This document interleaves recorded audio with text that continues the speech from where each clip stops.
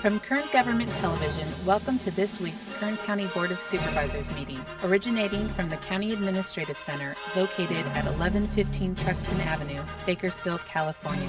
Kern County's vision is to create and maintain a customer-centered county government designed to garner the confidence, support, and trust of the people we serve. Today's Kern County Board of Supervisors meeting will convene momentarily.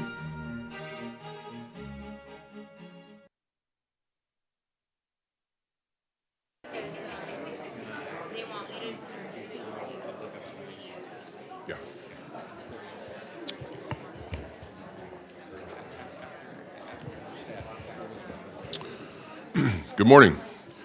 Welcome to the regular meeting, the Tuesday, November 5th regular meeting of the Board of Supervisors.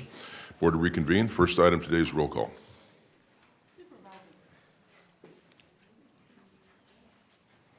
There we go. Supervisor Gleason. Here. Supervisor Scrivener. Here. Supervisor Maggard. Here. Supervisor Couch. Here. Supervisor Perez. Next item is the salute to the flag. It'll be led this morning by Supervisor Maggard, and please remain standing at the conclusion of that for a moment of prayer, silence, or meditation, whichever you prefer. Please join me in our flag salute. Salute. Pledge.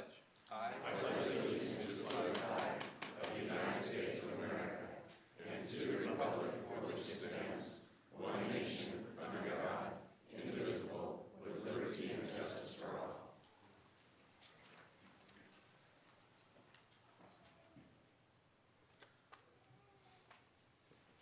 Thank you. Next is everyone's favorite, the pet of the week. I'm going to invite Nick Cullen out, our Director of Animal Services, to introduce us to Dodger. I think this is our District 2 dog this week. Good morning. Got you, baby. Good morning. Nick Cullen, Director of Kern County Animal Services. This Tuesday's Board of the Supervisors Pet of the Week is Dodger, in honor of Dodgers fans, and Supervisor Scrivener. You're dressed being in blue. a Dodgers fan. I was dressed in blue. It's tinged with white hair now. Dodger is available currently for adoption. He's about a 7.5-pound Chihuahua, in case you can't tell. Tried and true Chihuahua, good with other people, good with dogs. He will take a little bit to warm up to you, but once he does, he'd be kissing you just like he's nuzzling Supervisor Couch. He's currently available for adoption at the Kern County Animal Shelter. His adoption fee is just $85. Do we still have a perfect record? We still have a perfect record. Last week's dog was Pilot, and Pilot was adopted 2 days after the meeting. This, from the reaction that we got from the crowd, I think this guy's going to go pretty quick too, but Dodger, don't let us down. Yeah, Okay. he's super sweet. Thank you. Thank you, Nick.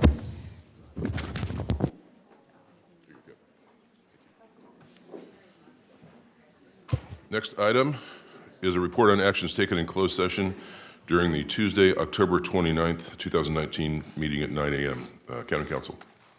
Good morning, Chairman, members of the board. Last week after your special board meeting on October 29th, you met in closed sessions on items 2, 3, and 4, but there is no reportable action.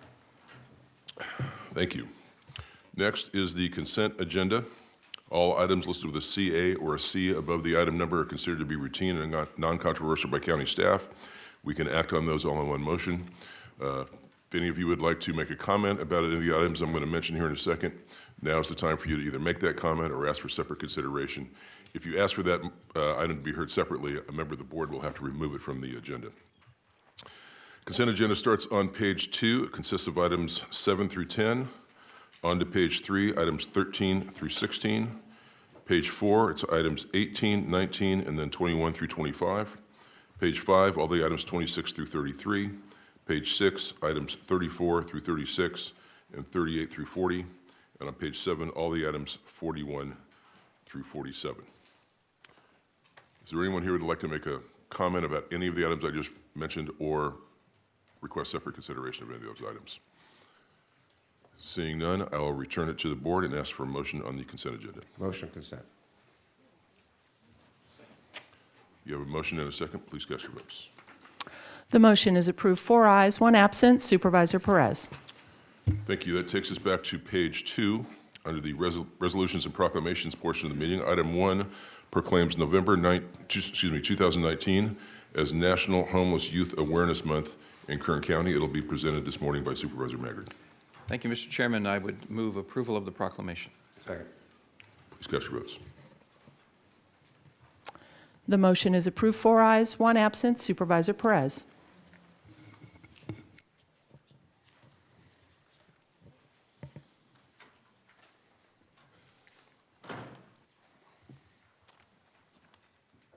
Hey, Kurt, yes. Good morning, Supervisor Maggard, how are you? Confidence with Very this. well, very well. Nice to No, see you. absolutely, thank you.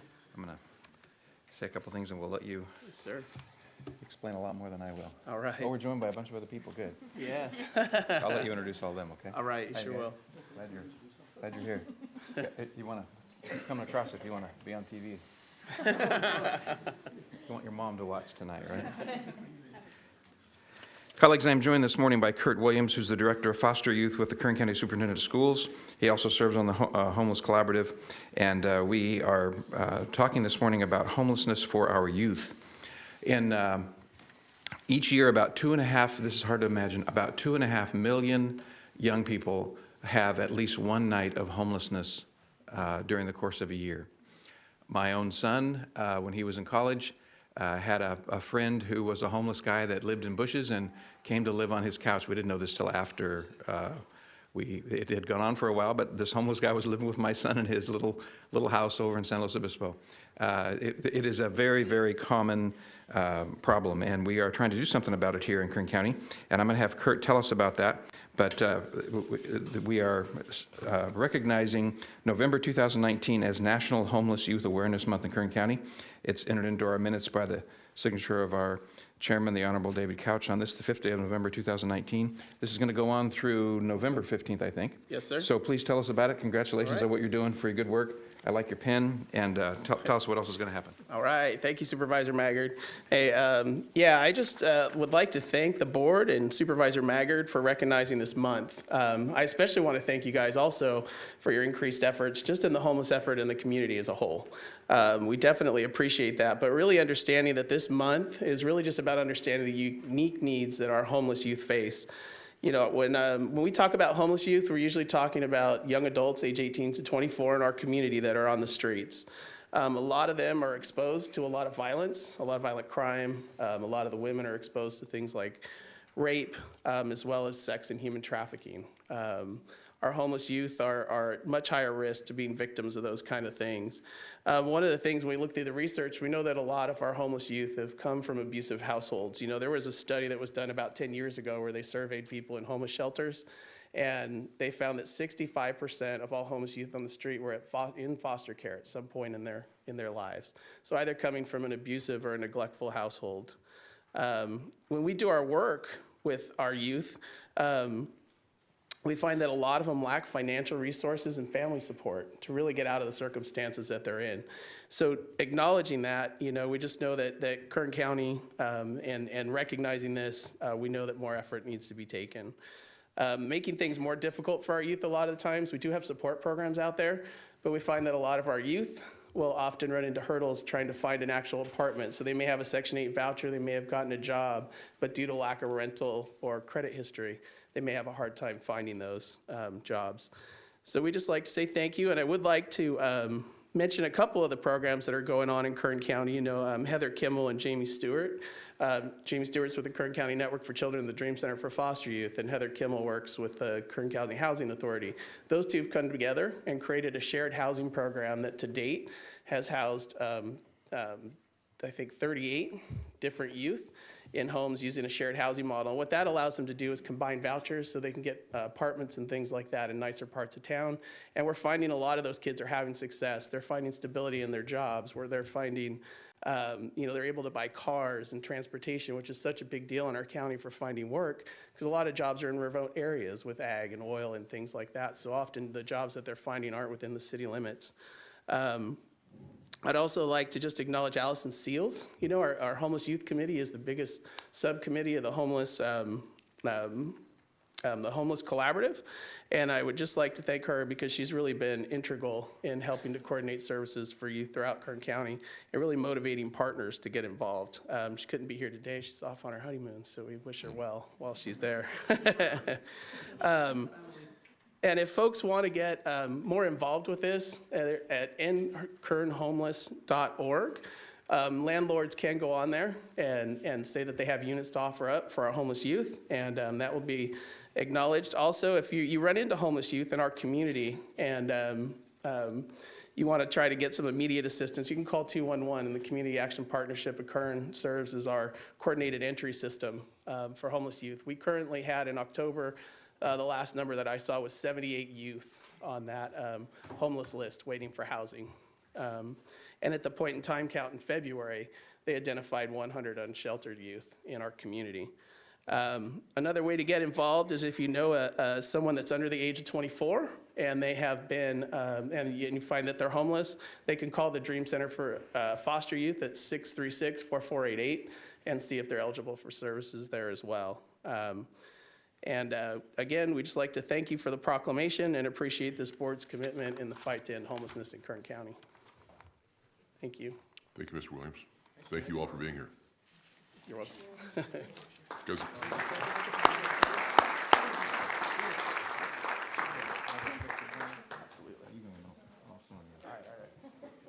Come up front. Give you a minute to take a picture. This way, right here. This way. Want to be up front? Not really. That's what I think.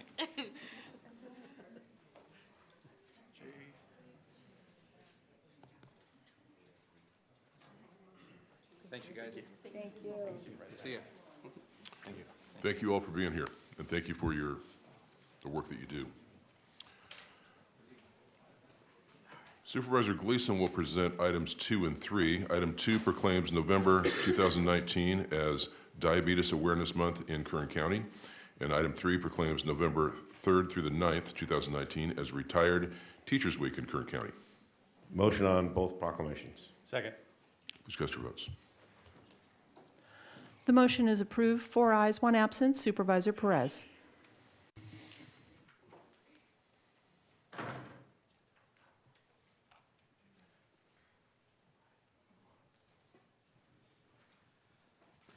Thank you, Kenya. Thank you for being here. Appreciate it. And your team. Appreciate it. Come on up. Don't be afraid. Mr. Chairman, thank you for the opportunity to proclaim November 2019 as Diabetes Awareness Month in Kern County. American Diabetes Month is a campaign created annually in November by the American Diabetes Association. With the support of other organizations, it promotes diabetes education, nutrition, therapy, adherence to medications, and diabetes prevention. American Diabetes Month was created to emphasize the importance of managing diabetes for a longer, healthier life.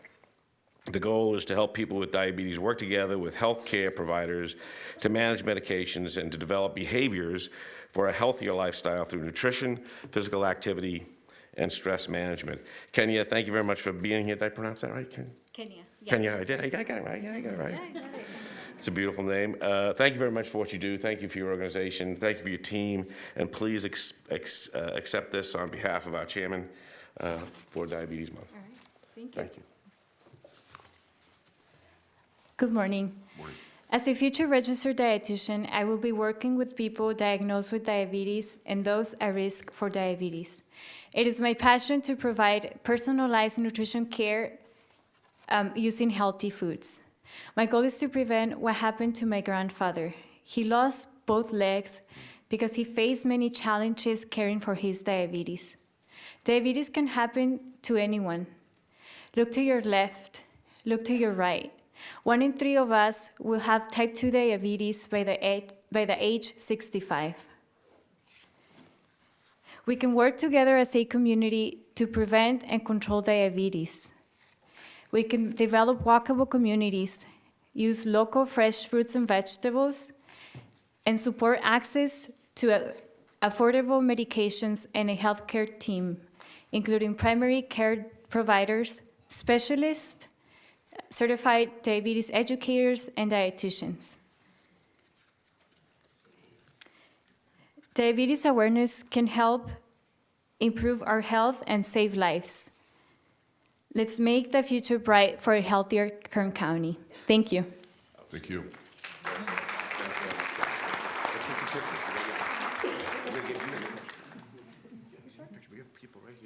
pictures. He has people.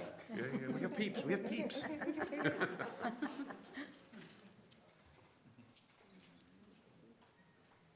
send you pictures. Sounds good. Thank you. Thank you very much, Carla. Thank you, Kenya, very much. I forgot I had another one. This is a good one, too. Mr. Chairman, thank you for the opportunity to proclaim November 3rd through November 9th, 2019 as Retired Teachers Week in Kern County. Each day, teachers open the minds of their students to ideas, knowledge, dreams, encouraging them to think, learn, and to explore. Educators lay the foundation for good citizenship and often fill many roles as listeners, role models, motivators, counselors, and mentors. I know personally, we all have experiences with great teachers, and we're thankful for the impact they've made in our lives and getting us to think in certain ways that we never thought we would, and aspire to new dreams we never thought we even had. And I can look back in my own education, as all of us can do, and be so thankful for the integrity, the dedication, the excellence, and the care that some of these great people have had and the influences they've had in our lives. I think teachers today are a dramatically understated population in our communities. And to be a good teacher is an aspiration that is a gift and needs to be truly recognized and appreciated for their contributions to us as a people and to our culture and to Kern County as a whole. We're never going to go anywhere as a county or a community without the contributions of good teachers making contributions to good kids. So I have with me Linda, who's going to talk about this a little bit and accept this proclamation on behalf of our chairman. And thank you very much for all you do and all the people you represent. Thank you. Thank you. Good morning. I'm Linda Carbajal, retired teacher, principal, elementary schools and junior highs. Mr. Maggard, Supervisor Maggard, nice to see you again. Responsible for that? He was one of our illustrious board members. What can I say? Bakersfield City School District. I appreciate being here And she's been changing lives for many, you've been changing lives for many, many years. Yes, 36. So now I'm retired and I'm president, honored to be the president of the Kern County Division of California Retired Teachers Association, Division 8. We are retired, but still so very active in the community, promoting education and educators. And if anybody's out there who wants to be a teacher, I really encourage you to encourage your children, your future children, your nieces and nephews to go into education. It's much needed. You know, let's face it, we all can remember a special teacher in our lives that gave us inspiration, that said, yes, I can do this. It's hard, but I can do this. I can get past this test. I can get past algebra. I can get past geometry, you know? So anyway, it's been an honor in my profession to have served so many years for my community. And I just want to say that we are retired again, say that we are retired. However, during our years in retirement, we have been our 1,000+ members have been extremely active in our community, giving back to our community in many ways. And one of the ways I want to say is due to one of our members, Marcia Parr, she brought up the idea of why don't we donate to the homeless students pantry at Bakersfield College and Cal State University, Bakersfield. We now do that. And that's just one of the things that we do. Jim Mahoney, past president, and also, he is our state president of the California Retired Teachers Education. Rah-rah, our local guy made it to the state as president. There are many ways that we contribute, and I just want to hold up a check, because one of our big things in our community, one of the big things of our community is our volunteering. We volunteer throughout the community. We volunteer so many hours. We actually have someone in charge of documenting all the hours that we volunteer. And if you calculate it, recalculate it, We have volunteered almost $2 million worth of work that we are volunteering. And so now I'd like to introduce Jim Mahoney, who is our past president and now our state president of California Retired Teachers Association, who'll give us just a few more details about how much we do and give back to our community. Good morning. Holy cow. Can't hardly top that, can you? Not really. Yeah, there you go. How many of you had a favorite teacher? There we go. Come on, vote over there. Okay, Margot, let's get it up. How many of you guys had favorite? Yeah, you all remember your favorite teachers. Well, some of them have retired, some of them have passed away, but we're out there, and we continue to contribute almost $2 million a year. And we are the third largest in the state. Our division is the third largest in the state. But more than that, we never stop teaching. We contribute not only there, but we also invest like you do. I worked for 36 years for County Soup, so I'm with you on there. We contribute to the future of California education and Kern County education. We give over $43,000 a year in scholarships and grants to local teachers and local students. You should be proud of that. Puff your chest out and say, third largest, we give almost more than anybody else in the state. So we invest. The important thing is we support the education community. We not only support the education community, but we support the leaders, which means we support you and your efforts. So we wish to thank you for proclaiming this, that this is Retired Teachers Week. We're going to do a lot of stuff to bring our services and our efforts to the fore. Thank you very much for your support. Thank you very much for what you do for the children in this county and the future of education in California. Thank you. Thank you.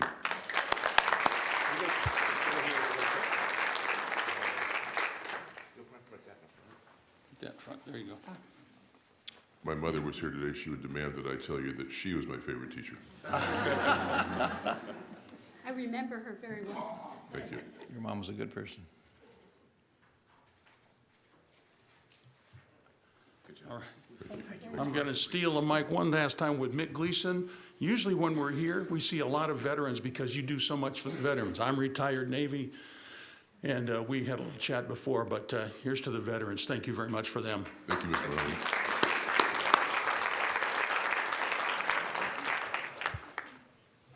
Let's see, items 4 and 5 will be presented by Supervisor Scribner. Item 4 proclaims November 2019 as National Adoption Awareness Month in Kern County, and item 5 proclaims December 2nd through the 16th as the 32nd Annual Holiday Cottage Days in Kern County. Supervisor Gleason, or excuse me, Supervisor Scribner. Thank you, Mr. Chairman. Motion on items 4 and 5. Please vote. The motion is approved. 4 ayes, 1 absent. Supervisor Perez.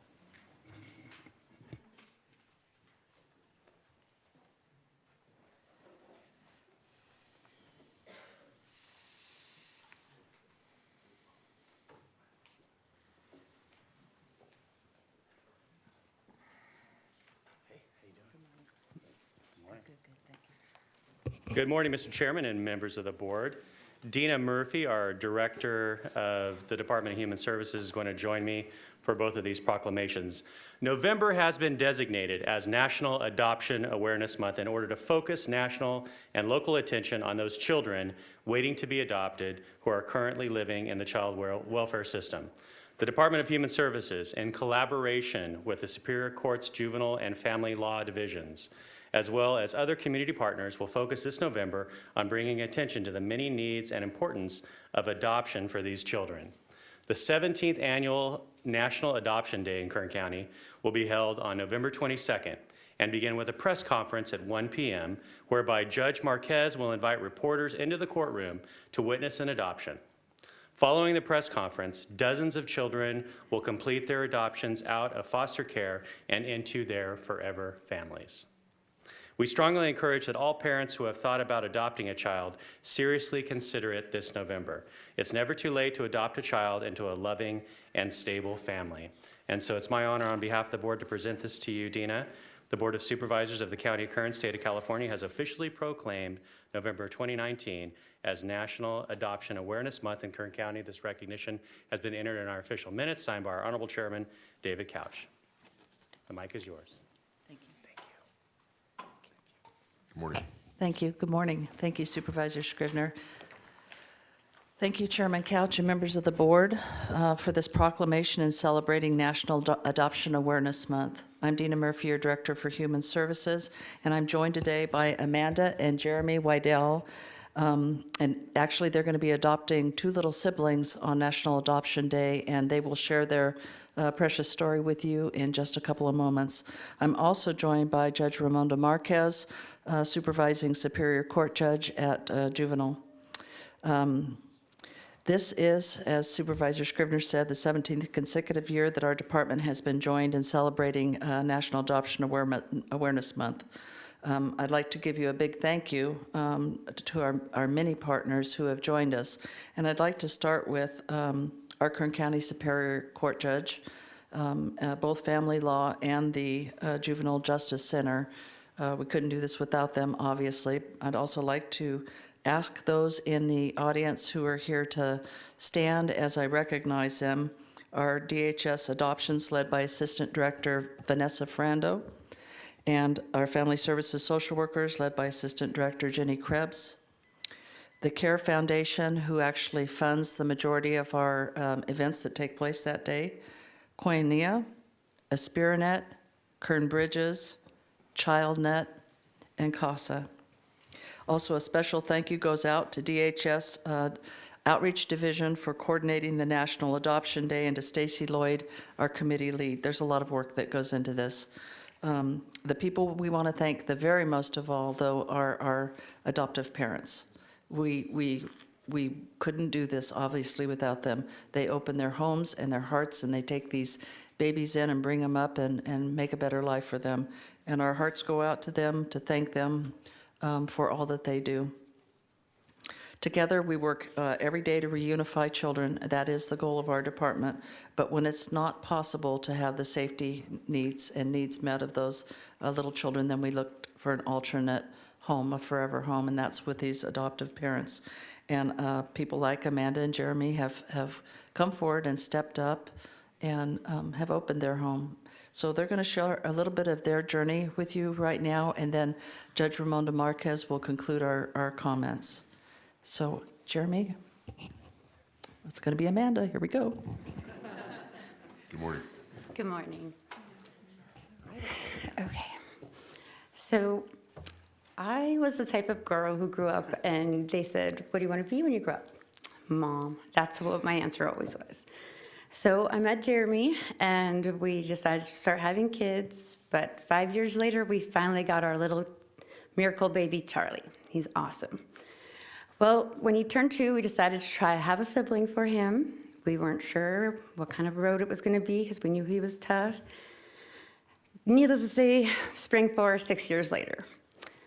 We finally mentally and emotionally prepared for this word adoption. It was scary because especially the word foster came first, and every person automatically goes to, "Oh, I just can't do it. They're just going to take them away." We were at the point where we just had to love and need and fill a void in our family. My son asked for a sibling all the time, and so we prayed on it, and we decided, okay, let's do this. January 2 years ago, 8 months, 8 long months of classes and hours of hoops and everything. We got approved. It was amazing. So we're like, okay, I think this is going to work. Let's wait for a phone call. It'll be quick. No, not quick. Every month I called and called and called. I'm like, we have a wonderful home, no children. And they're like, nope, sorry. On the very first day of 8 months in, we got a phone call, and they said, would you like a 6-month-old baby who's medically fragile and on daily life-saving medication, and her 3-year-old sibling who has never lived with her, has tantrums, and just has communication problems? And I was like, oh my Lord, this is my very first phone call. Yes, of course, okay, of course, let's meet them. This is, wow. I'm not going to say no. So I just was like, wow. My husband, I sent him a text, and he was like, awesome. So I was like, what? He was like, no. So cool. So we went to meet them. I was so scared. And we got there, and she was just sweet and sassy and not scary. And he cried, but it was a cry where you knew he was scared, and you could just you knew you could take him out of the environment and make him a happy boy. He didn't speak. He wasn't potty trained. She didn't even barely rolled over. So we were like, okay. We saw them, and we fell in love with them. Very first day, I was eating kicks off the floor. Blech. But it was love. And we after that, we knew, we were like, let's do this. Let's get them. We got him April 16th, her 2 days later. It was awesome. Tough, crazy. I cried a lot. She cried a lot. We all cried a lot. But when she smiled and laughed, oh my God, it was amazing. It just made everything worth it. It's hard. It's long. It's unpredictable. I mean, you can have a date in your head and a situation like where you think it's going to go that way, but nope, it just changes. Like, nope, sorry, we have to do this that day, or we have to do that day, and it's like, wow, it's crazy. So it was tough, but oh, so worth it, because every time you saw that smile with that little boy, I mean, my husband potty trained him in a month, and he didn't even speak. So it was like, bravo, because we made a good power team, and you have to have patience, you have to want it, and you really got to go in for the good reasons, to want and love that child, because that's what they need, and that's what I needed to give, was love and nurture. And my son was so happy, he fit right in, and it's just been amazing, because now she is 1 and she just about walks. She's super amazing. Like, she talks, her therapist says, I can't believe she's medically fragile. So to me, that's like just such a proud moment when your little girl doesn't even look medically fragile, because she's so sassy and alert and crazy. And it's like, wow, you're just proud. And then you have him, who he speaks and he'll have a conversation with you, and he's not scared. A little today in this big courthouse, but he's not scared anymore. And he's awesome. Like, I just would never understand when we take them to visits, like, how could you not love this beautiful face and these beautiful, they're so amazing. So we just, I don't know, just, it was love at first sight, and they were meant to be our babies. And I can't believe, I can't even believe, it's very surreal that 8 months later, we get to adopt them, call them our babies, because I couldn't imagine life without them. And I'm so happy, because he was in 4 homes before, and he never got to live with his sister.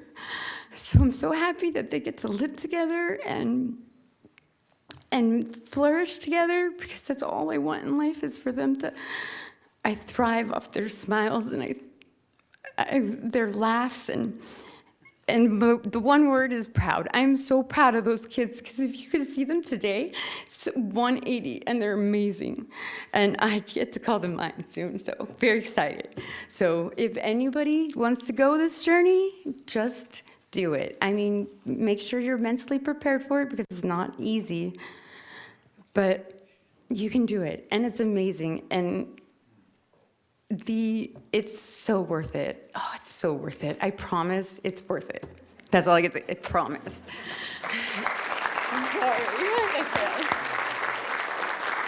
Well, you can totally tell that Amanda and Jeremy are a blessing to these children, and they're in absolutely the right home. So congratulations to their mommy and daddy. Yeah.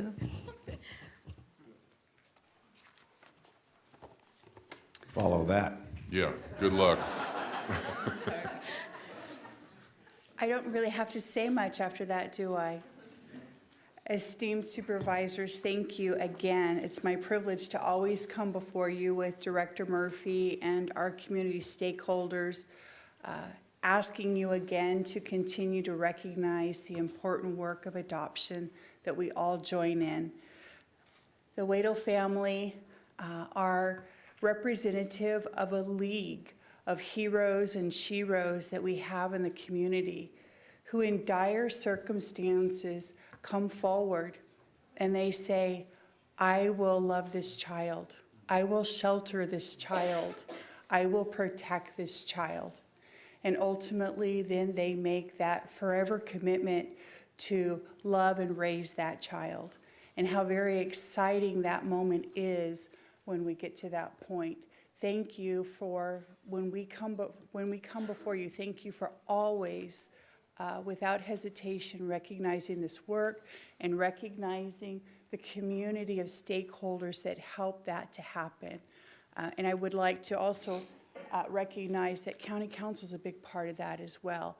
And so just to include County Council and their staff in addition to the Department of Human Services and our other community stakeholders. Thank you for your support. Thank you.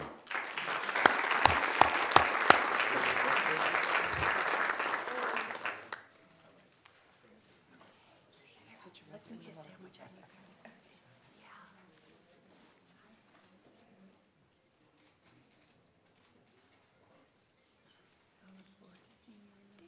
Thank you hardly seems adequate, but congratulations on your adoption. Thank you for being here.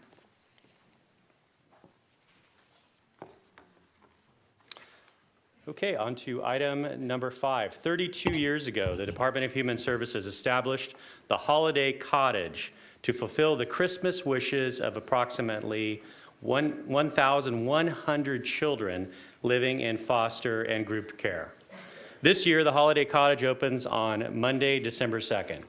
Children's wishes will be placed with their first name and age on the trees that line the walls of the cottage.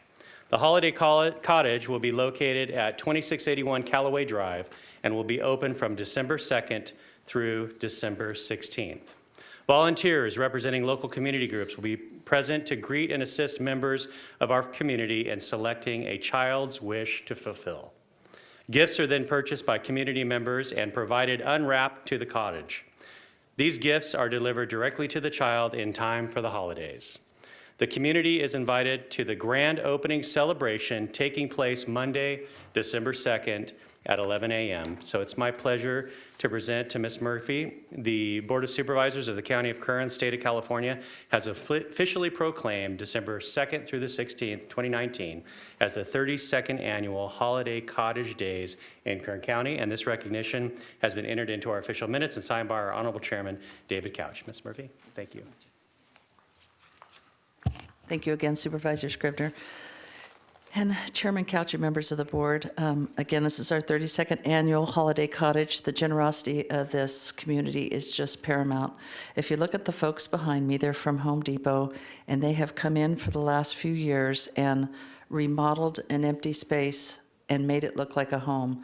That's the walls, the ceiling drop downs, painting the floors, putting in flooring. They're like little elves who make an entire home setting so that when the community comes in, there's a Christmas tree that they take the wishes from. So for the tremendous generosity of Home Depot, we thank them because you guys are just unreal. You talk about somebody like overnight remodeling a home. It's like they go in and they remodel this room, which is quite large. And then I also want to thank our friends from IKEA. I know that Ned Martinez is here. Ned, wave your hand. There you go. She has a much longer, beautiful name, which I won't massacre. She loves to go by Ned, and that's my uncle's name, so we'll hang on to that. But they have furnished that beautiful, remodeled, home-like setting for the last 7 years. That is couches, tables, lamps, rugs, pictures on the wall. It's as if you are walking into a room in a home. And IKEA does that for us, and at the conclusion of the season, they donate that to a foster child who's living independently. So it's really special, and the foster child never knows it. We come to have them make comments about what the Holiday Cottage has meant to them over the years, and then all of a sudden they just get awarded in public. And it's funny, they do everything from shushing people off the couch to, you know, making sure that their furniture for the future is going to be safe and sound, but it's quite exciting. Also, the cottage is donated every year. We don't pay for that. And for the last 3 years, the Rosedale Village Shopping Center has graciously donated spaces. We have volunteers who man the post every day for those 15 days to highlight some of them. This year they include CASA, the Junior League of Bakersfield, Camping World, Home Depot, Kern County Fire, Kern County Probation, Superintendent of Schools and Foster Youth, ABC 23 News, Pi Sigma Sigma, Strata Credit Union, and social workers and employees of the Department of Human Services. We'd also like to thank the clerk of the board, who graciously puts up a satellite tree every year right here in this building. So make sure all of you take some of those gift donations. They're very modest. The kids ask for roller skates, radios, sometimes a bike, but they're very modest wishes. And we try to help the teenagers with their monetary wish or their technology wish by bundling together some of the monetary donations that we get, because sometimes those are a little bigger and sometimes they're not. It might be just a special pair of shoes or a special sweatshirt. And a project this size needs coordination. So again, I'd like to take a moment to acknowledge our DHS outreach team, our maintenance mailroom contracts, our ICS group, and our reprographics division for the efforts to put all of this together and make the presentation that's so welcoming for this community to come into. So again, please join us on Monday, December 2nd. Our Lady of Perpetual Help Choir will be singing, and Santa's coming. He's coming, and I understand he's coming in on a fire truck. So thank you again for the proclamation and helping us make the 32nd year. I can't hardly believe that it's the 32nd year. I know we celebrated the 30th year 2 years ago, and I've been here for the majority of those years. Blow the dust off of me. You were 5 when it started. Pardon me? You were 5 when it started. Absolutely. A small child, a very small child. Yeah. Thank you for that, and thank you again for your recognition. Thank you.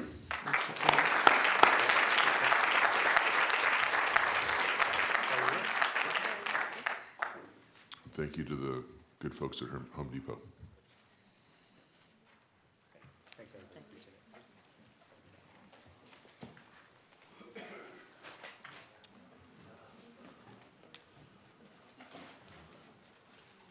That concludes item 5. Now we go to item 6, which is public requests. This is a request of Michael Turnipseed, Executive Director, Kern County Taxpayers Association, to address the board concerning Pacific Gas and Electric Company's bankruptcy, general rate case, blackouts, and other possible effects on Kern County. Mr. Turnipseed. Thank you very much,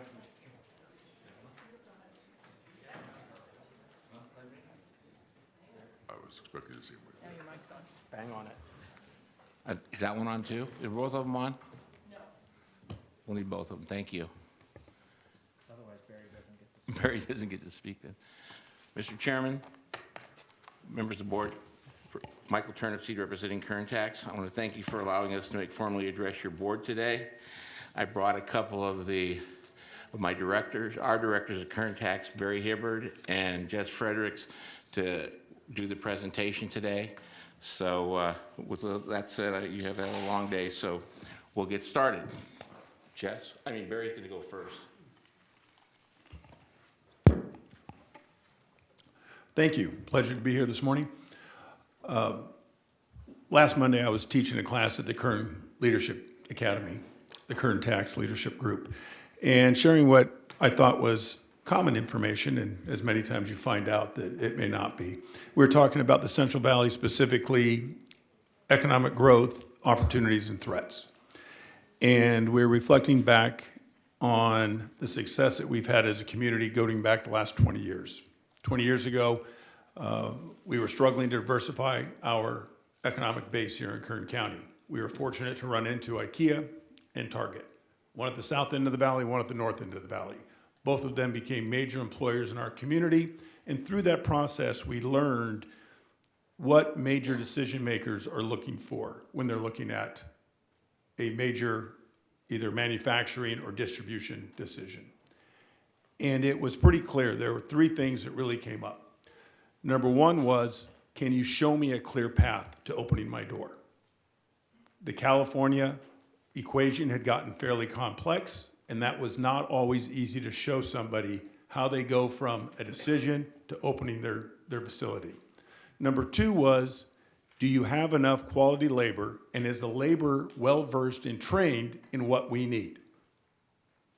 And then the third thing was the ABC theory, which was anywhere but California.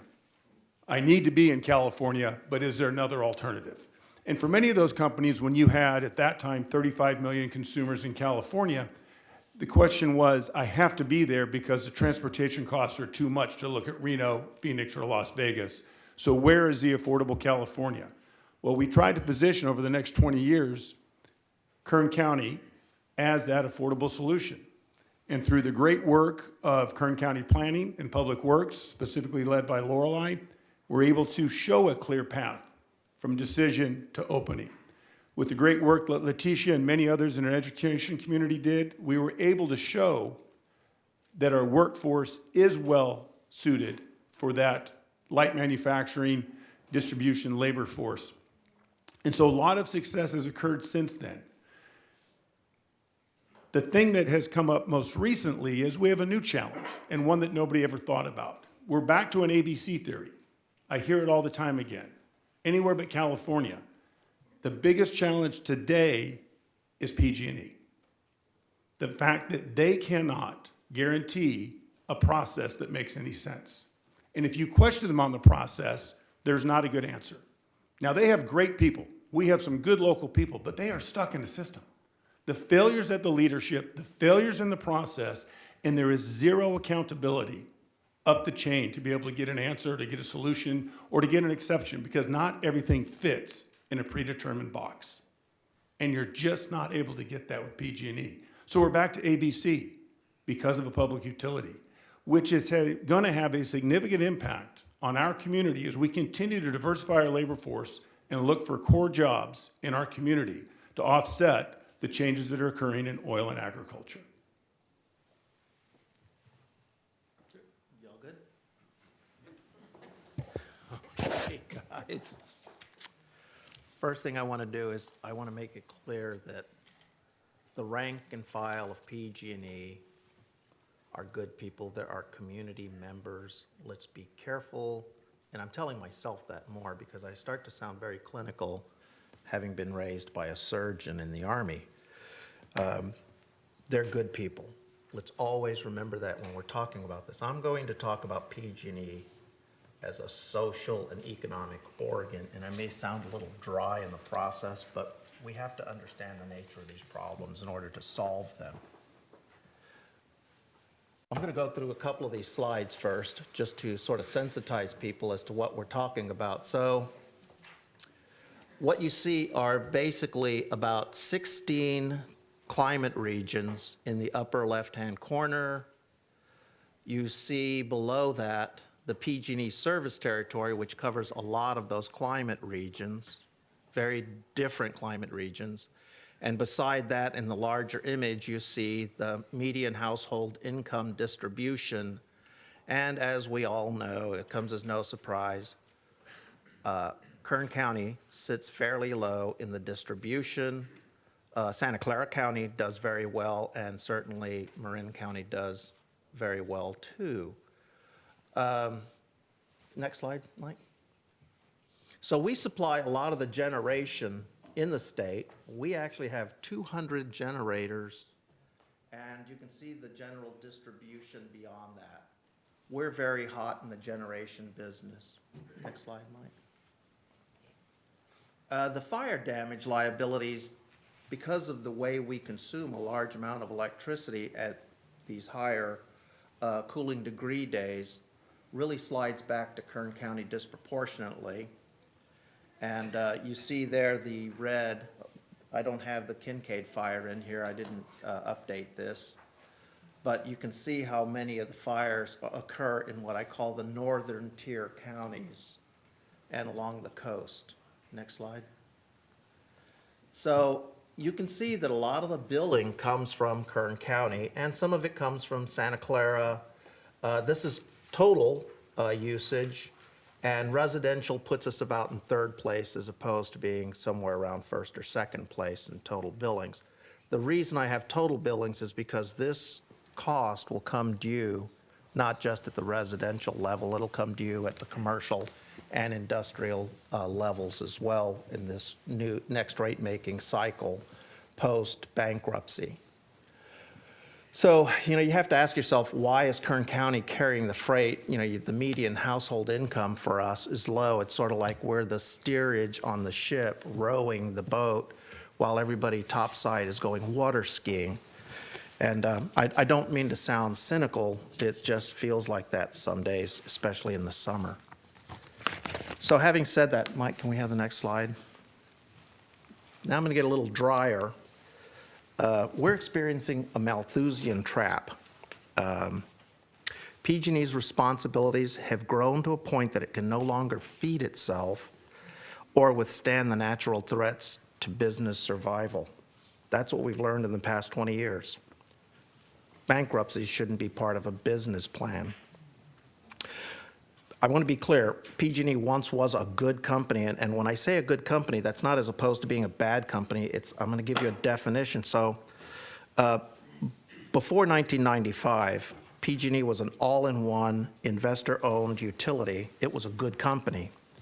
Post-1995, PG&E removed the generation assets, created a transmission owner, and a distribution company under the restructuring.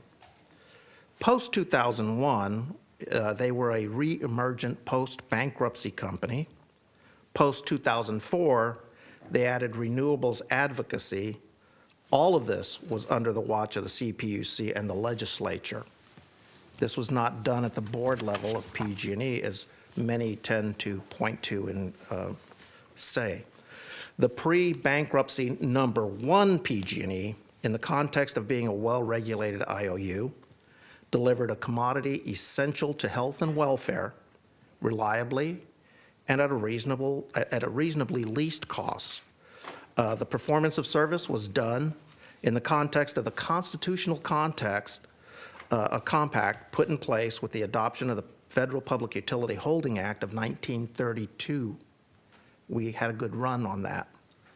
And I'm here to tell you, and they drove a hard bargain for the ratepayers from my own past experiences. So PG&E today, go to the next slide, Mike. In the past 2 decades, post-electrical restructuring, PG&E has been forced to become more of a reluctant tax collector, suffering under disjointed directives that force them to seek protection under the federal bankruptcy court for the second time in so many decades. In this current bankruptcy, special interest groups, coastal municipalities and counties, debtors, and sophisticated investors seek to game the court proceedings and the CPUC proceedings to maximize their gain, leaving Central Valley ratepayers on the hook due to their captive situation. We cannot leave. These sophisticated classes would put burdens on the Central Valley ratepayers bound by contract. The only alternatives are be a captive price taker or be a victim of some scheme to pick off premium rate base. Or one could conceivably exit the system, their contract, by some expensive arrangement. All of these alternatives lead to increasing PG&E customer rates. Most of the current liabilities flow from limitations on tree cutting imposed by ordinances and other legislative fiat, not from within PG&E's boardroom. The CPUC and the bankruptcy court should give great weight to our plea, seeking a reasonable outcome that can prevent both economic failure of the Central Valley ratepayers and future business failure of our energy provider. I don't think a third bankruptcy is what we want to see. Our primary interest is to return some focus to the court and ultimately the CPUC and other governing bodies concerning fairness and balance in this steady shift from the rational single average rate, which served us until 2001, to the various synthetic sliding scale pricing structures, time of use, and tiers, all of which disproportionately punish the Central Valley ratepayers, whose disposable income is far below the PG&E service territory average. Central Valley ratepayers will suffer health risks due to future erosion of reliable service at the expense of poor decisions, including those of the CPUC and other governing decision makers who are answerable to parties other than Central Valley ratepayers. The bankruptcy court can set rational boundaries to this process. We fear that the random entanglements stemming from further unbound efforts to transform PG&E using outdated regulatory processes will lead back to failure, the cost of which Central Valley ratepayers disproportionately bear. Next slide, Mike.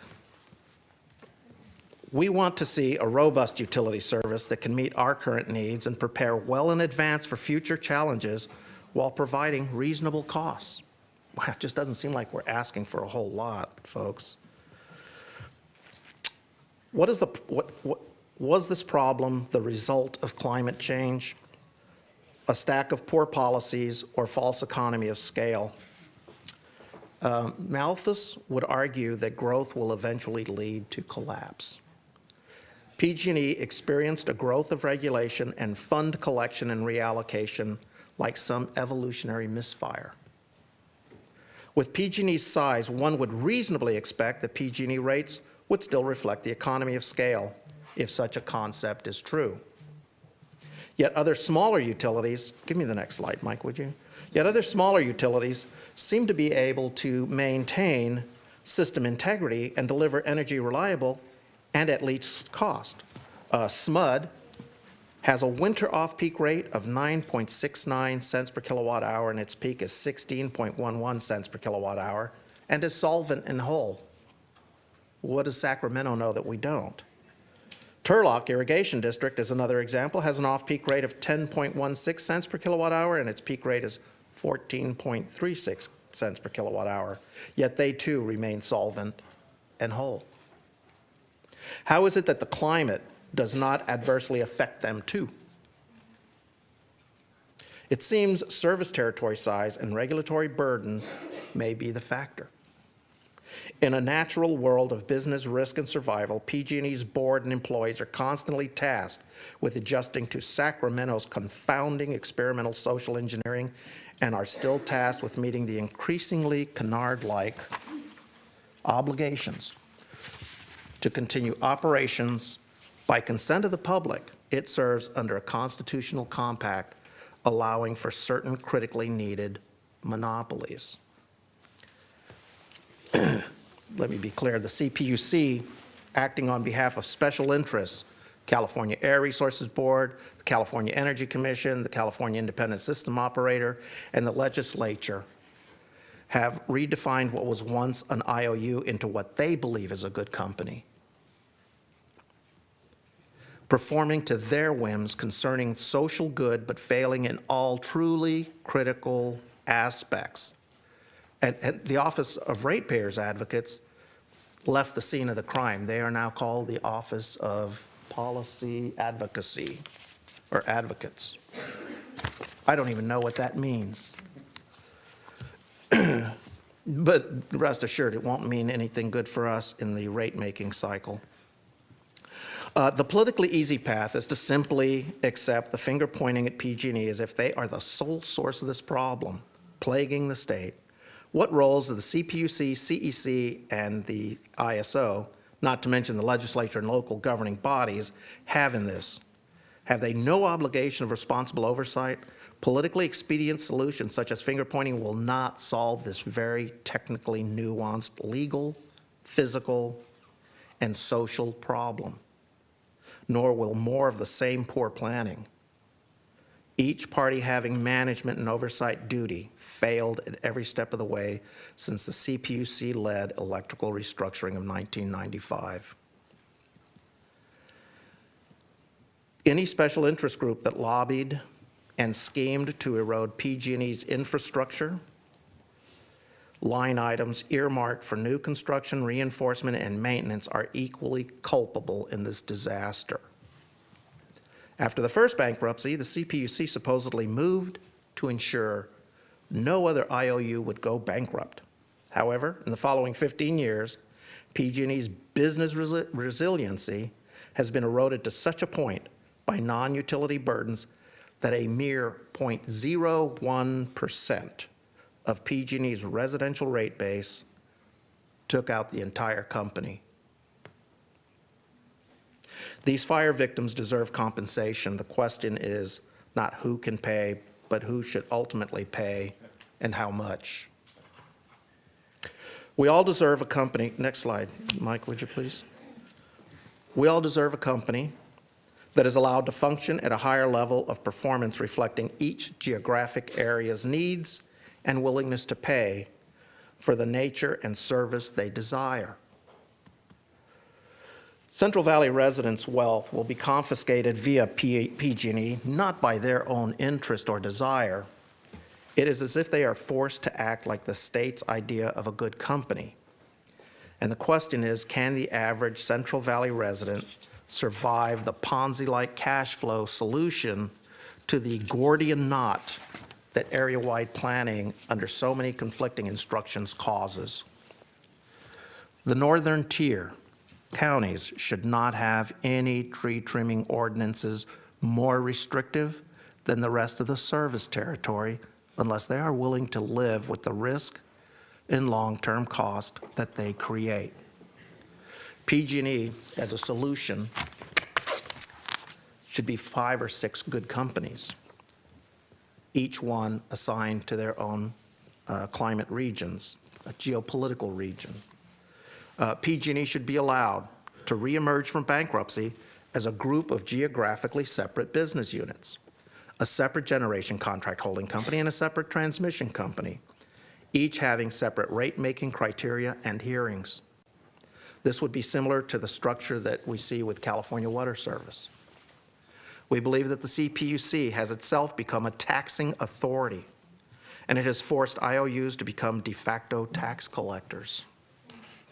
We believe that the best solution in this second bankruptcy is for PG&E to fairly compensate the victims, clear the books, then separate the entire service territory into a variety of rational business units, each with its own shares and ratepayers, subject to locally focused rate making and management, while allowing all to remain under the PG&E umbrella, servicing its overarching obligations to the various groups of ratepayers and shareholders. This could easily be done in the bankruptcy proceedings. PG&E is our service company, and we have to take charge of our destiny and work together to restore this good company, or we will be facing greater issues in the future during our peak summer heat, while ratepayers in more comfortable climate regions enjoy the benefits afforded them through our high bills in our energy generation. And like Alexander the Great, we need the CPUC and the bankruptcy court to simply cut the Gordian knot. This isn't hard if the bankruptcy court and the CPUC were willing to allow it. So my big ask, because I know you guys want to hear my big ask, is that the Board of Supervisors, in their wisdom, form a commission to gather the 8 counties that are the same as the Air District as a coalition to advocate for the Southern Central Valley ratepayers and push for separation of rate-making obligations along rational climate regions. We have a lot of expertise in Kern County.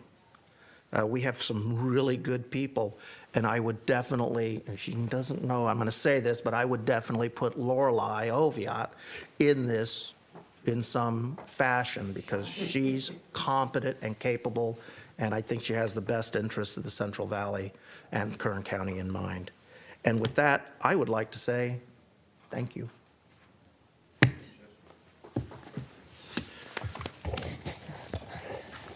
I guess I can ask, are there any questions? Well, we're going to turn to the public and see if they have comments before we go to the board, I think. That concludes your comments? Well, and thank you for the time and the opportunity to make this presentation, because you don't read about what's going on in the utility world today in local media. So thank you for the opportunity. You bet.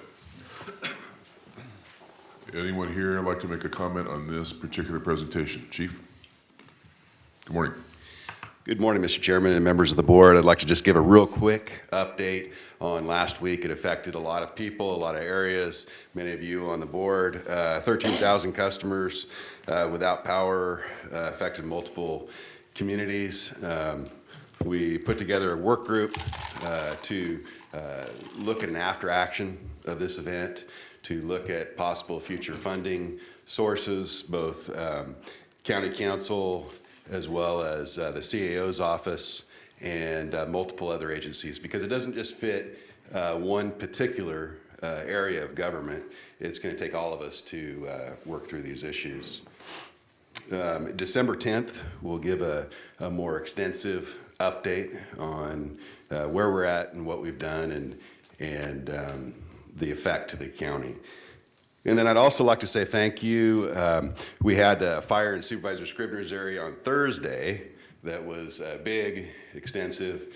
We had 35-mile-an-hour winds, and it could have been very devastating. But we utilized all the equipment in the area and made a great stop. And so I just want to say thank you. Thank you to my firefighters, as well as the board, for allowing us to keep all of our stations, manpower, and equipment during tough times. And we were able to stop this fire at a time where all the other counties were losing fires that were causing great devastation. And so I just want to say thank you to the board, the CAO's office, and my firefighters who did a great job. So I'm open for questions at this time. Any questions by any members of the board? Don't see any, Chief. Thank you for that update. Any other comments?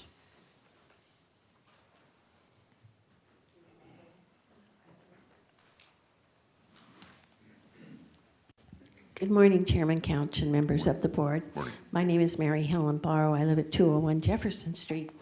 I've been studying this whole thing for several months. At one time, I lived in Sacramento County and benefited from SMUD.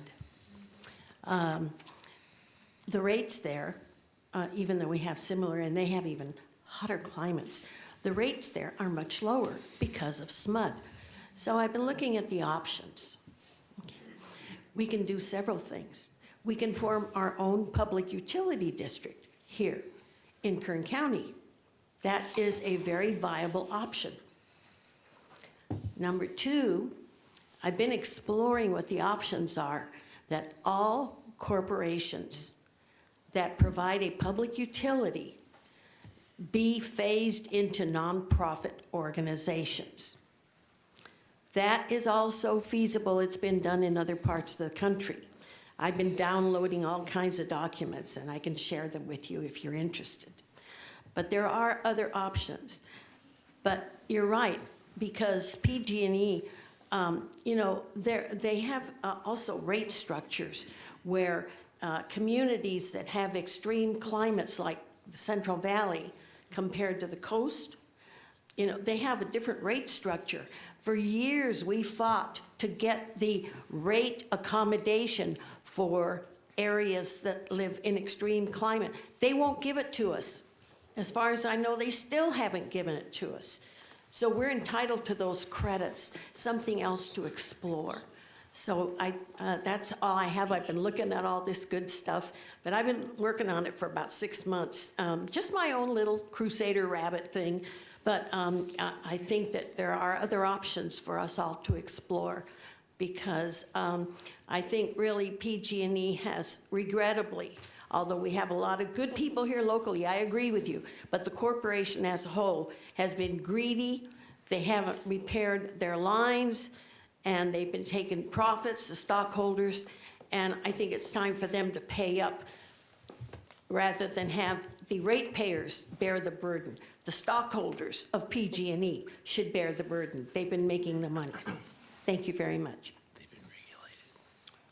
Any other comments? Seeing none, I'll return to the board. The requested action was just to hear the presentation, but we did get an ask out of Mr. Fredericks. Supervisor Perez. Thank you, Chairman. Chairman, thank you so much. I really like the idea of the regional approach to get the valleys counties together, whichever counties. As you know, Mike, CSAC separates all counties into one of 3 caucuses that have similar likes and interests as it is. So this model is a common one, and it's an effective one. And we have our CSAC representative issue coming on later on the agenda, but I think it would be fantastic for a member of this board to lead that charge. I've had a lot of experience at CSAC, of course, but I think there's other interest in expanding Kern's influence, certainly. So I am open to the creativity of my colleagues, but I certainly think a regional approach through CSAC would be very smooth, and it would be an efficient way to make that happen.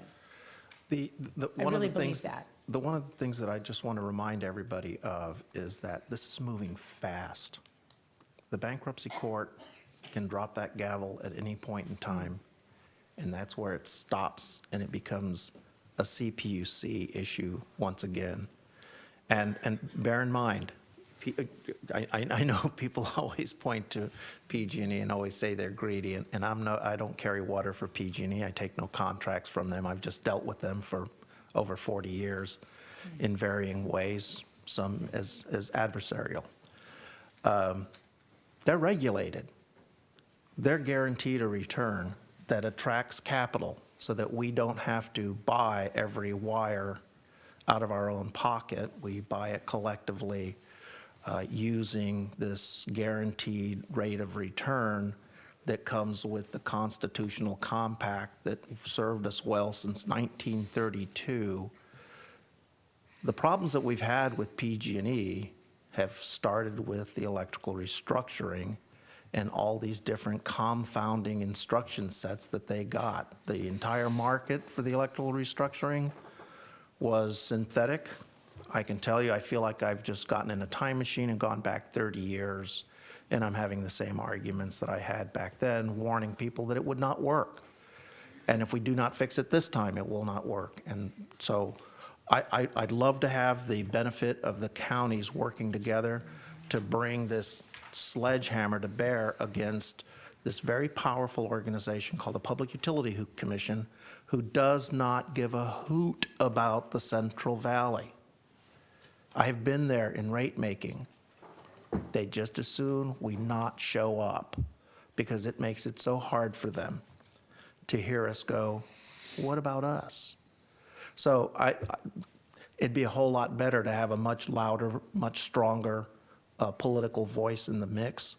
But if you're going to do it, organize quickly and get your word in, because there are people with a lot of money who have interests that are not ours at the bankruptcy court and at the Public Utility Commission, probably even today as we speak.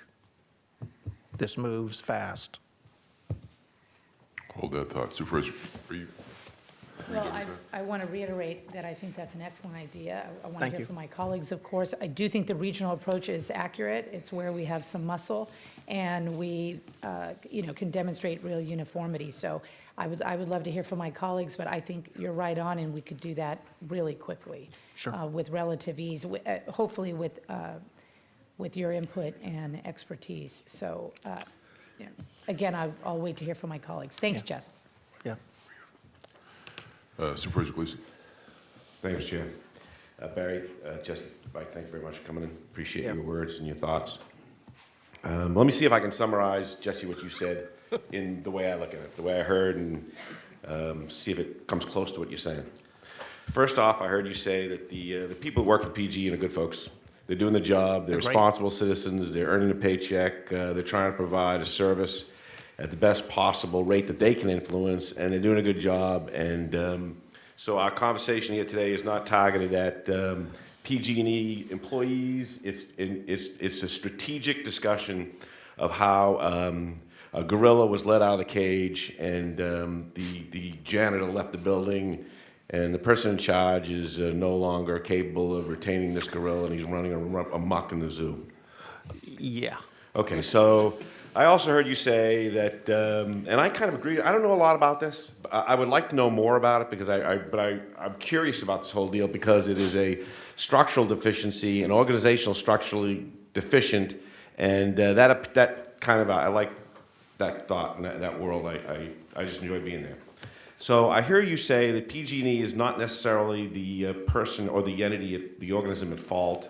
And I kind of agree with that, and I've suspected that for a long time. And I've looked at CPUC. When I was a CO of the base at China Lake, we had some issues with our energy system and how we were managing it, because our energy profile was being managed by outside agencies, and how the federal government related with the state government. It was a fascinating world, and I had a sneaking suspicion that the CPUC was, I don't want to be too strong, but I do want to say they, well, they were. I thought they were inept. My thought was that they were a very powerful board that had a very strong opinion and carried a lot of weight in how rates were designed and structures were designed and how all these utilities work together to provide a greater good.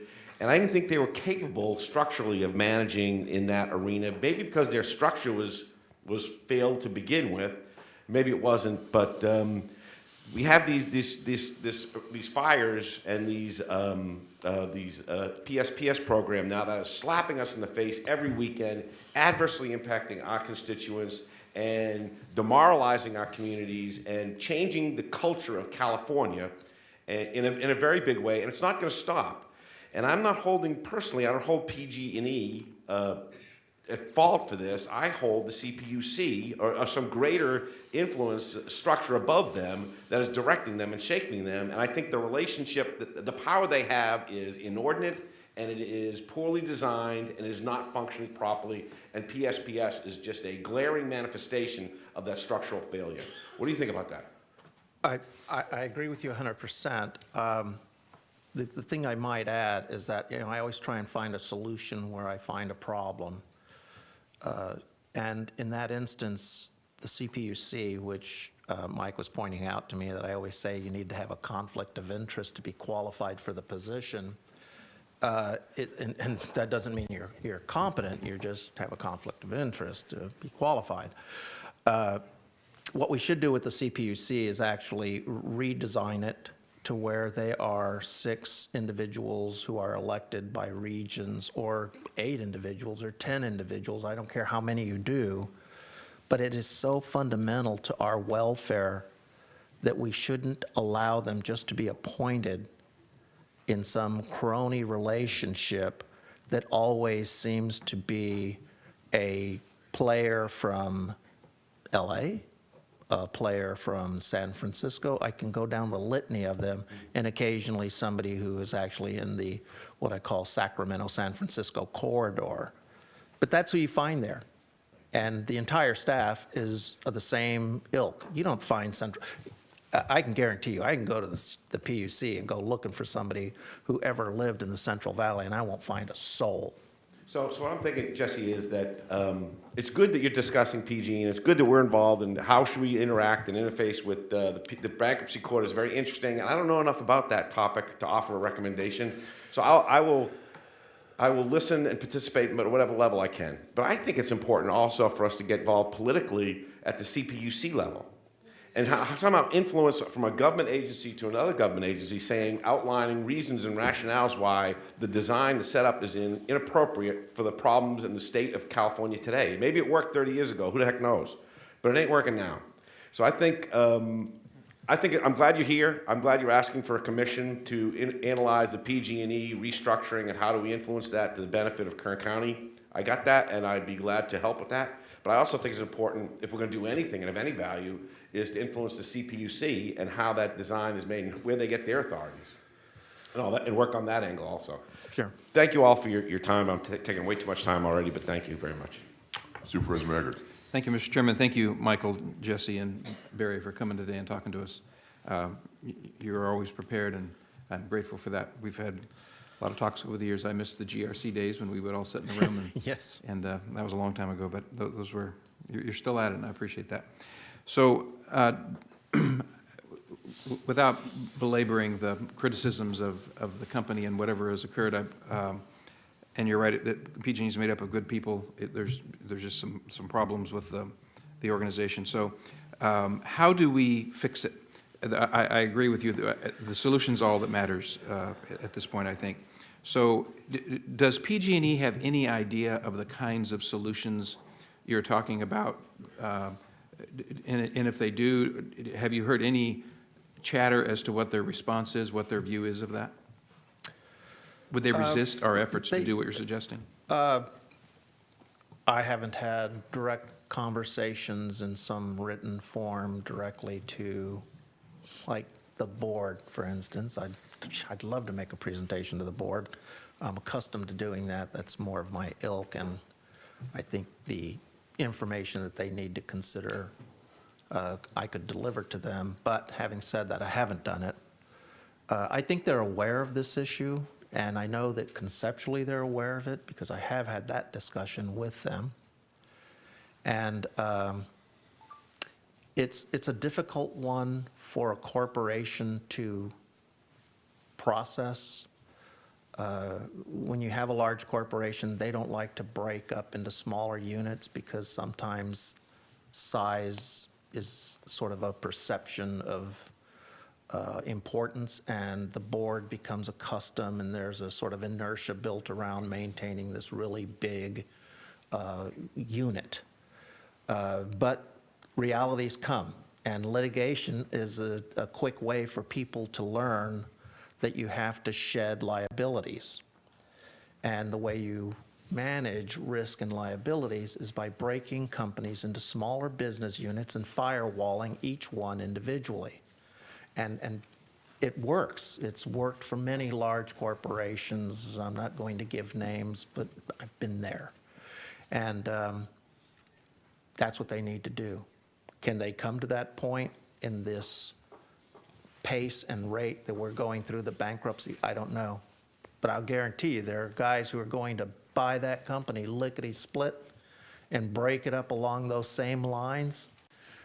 They know how to do it, and they'll put you in a bin and sell you or keep you depending on how much money they can make. So when Pac Bell was split up many years ago, shareholders that owned Pac Bell shares had a result that they own now an array of different communication companies. Yeah, they Are you envisioning something like that Yes. here? Yes. That's the most immediate way to retain ownership and go forward. I think. Absolutely. That is exactly what I would do, Mike. I would split it into individual companies. We can pancake the tariffs. That is not hard for the Public Utility Commission to do. And it's done elsewhere. And then let the shareholders actually have each of these new business units would have their own shares, and PG&E could still have its own overarching company shares. And it would make it great because it'd make it difficult for somebody to take them over and gut the company and leave us with new bills to pay. So if we were to proceed down this path, who is it that we must convince to make a decision to allow it to happen? Who is the ultimate authority that makes that decision? Well, it certainly has to be a board action on the part of PG&E, and that has to come up through the senior management, so there has to be some kind of consultation at that level. Certainly there is a political aspect to this, and I think the governor has to be convinced that he cannot run PG&E like he runs the state. DMV. I'm not going to go down that individually. The other party has to be the Public Utility Commission. They have to be prepared to participate as well, because they're going to have some role in this post-bankruptcy company or companies. And it will, if we split it into smaller companies, they're going to have that many more rate-making cycles, and I'm sure they're going to be very reluctant to agree to that unless somebody leads them to that. Is there authority in the bankruptcy court for a judge to direct the board of directors of PG&E and the PUC to do what you've suggested? I believe he can strongly suggest that they go back and consider it. I don't think he can single-handedly, unilaterally direct how they propose their, emergent structure. But in the first bankruptcy, PG&E worked to reformulate the company to the satisfaction of the bankruptcy court and all the political forces that were in play at that time, just not well enough to survive long. So I completely agree with the aspect of this, that the way to make this, to solve this problem is to make this big company accountable to the sectors. That's a good idea. And how do we get the PUC to ever be accountable to us? Other people influence them more than we do. So having a smaller company that is accountable to us, I think, is an answer. So let's pivot and now talk about the San Joaquin Valley Air Pollution Control District. It has 8 counties. Are those 8 counties that comprise San Joaquin Valley Air Pollution Control District, I'm going to call it the district after this, so it's shorter, are those 8 counties roughly the same as you think the geographic area that would serve our purposes? Yes, it would make it very easy because we've already done a lot of the legwork in developing the Unified Air Pollution Control District. And the same climate regions are pretty much common in that, we all have common climate conditions. Do we have any idea if the authority that establishes the district is sufficient to allow the district to take on this role? The air district? To be the commission? Or do we need to, are you suggesting the only answer is for us to have a parallel commission that just happens to be comprised of the same geographic area? I think it'd have to be separate of the air district. I think we have to make this very focused. This is so essential to our welfare that this isn't quite something that I think the air district could swallow and digest well. I think a joint powers authority or some commission separate of the air district needs to be formed, and I would put it here in Kern County so that they have to come down here and be with us and negotiate with us or treat with us in whatever form we create this. Won't every entity. other of the 8 counties want it to be in there? I'm sure they will, seat. but we have the generation and we have the largest load and we have the most technical expertise. And that was one of the mistakes I think we made when we formed the air district is they basically, Kern County had all the air pollution control experience and we had years trying to sort out how to get the air district up to par. Those resources went to other areas that, Yeah. when those resources should have been applied here. Yeah. So I am interested in pursuing this. I have no idea what it costs. We need to give some forethought to that. I think moving quickly is essential. The air district has an infrastructure that allows for completely concurrent dynamic conversations to take place with their video chatting and Sure. all of that is there. I can't imagine that they would not help us. They're governed by our colleagues here and in other counties, so I'm sure that they would be helpful to us. But I think that's worth pursuing. But I think before we jump into the current, we need to at least take an assessment of what are we getting into. And it appears that the rewards outweigh the risk, but it would be prudent of us just to make sure of that. And are you willing to continue to dialogue with us as we explore those options? I'm always here at the pleasure of the Board of Supervisors, as you know. You can't back out now. Okay, thank you. I'm eager to hear from my colleagues, but I appreciate your information. I'm going to turn it over to Supervisor Scrivener, and I need to step out to make a quick phone call, but I'll be right back. Okay. Thank you, Mr. Chairman. First of all, Mike and Barry and Jesse, thank you for taking the time to come in here. Sure. Jesse, I think particularly thank you for, on behalf of all PG&E's ratepayers, because you've done a lot over the years. And so have you, Mike, and your entire organization, Kern Tax, Barry. But I know that the go power behind a lot of this has been Jesse for many, many years. And so the ratepayers of Kern County don't know that they owe you quite a bit because you have, I think, affected some positive change. But nevertheless, I think that we can all agree that the ratepayers in Kern and the Central Valley have been subjected to, I'll call it like a regressive tax in a way. The rates that we pay, I think, subsidize and to a large extent a lot of what happens with PG&E to the rest of the state. We have, with our climate, we have the need to have our air conditioning on at midnight. And you don't see that in other regions. And so I think that the idea of having a regional approach where similar climates are coupled together and using that model of the air district because of the similar climate, because of all the issues when it comes to carbon footprint, everything that goes along with what the air district does. I think that does make a lot of sense. But I want to ask you, what I'd like to get to is a referral to our staff for the Tuesday, November 19th meeting. That's 2 weeks away, Mr. Alsop. I think moving quickly is important. Can you reiterate to us what your ask is of the board so staff has it clearly? And then I'd like to see this item come back in a couple of weeks.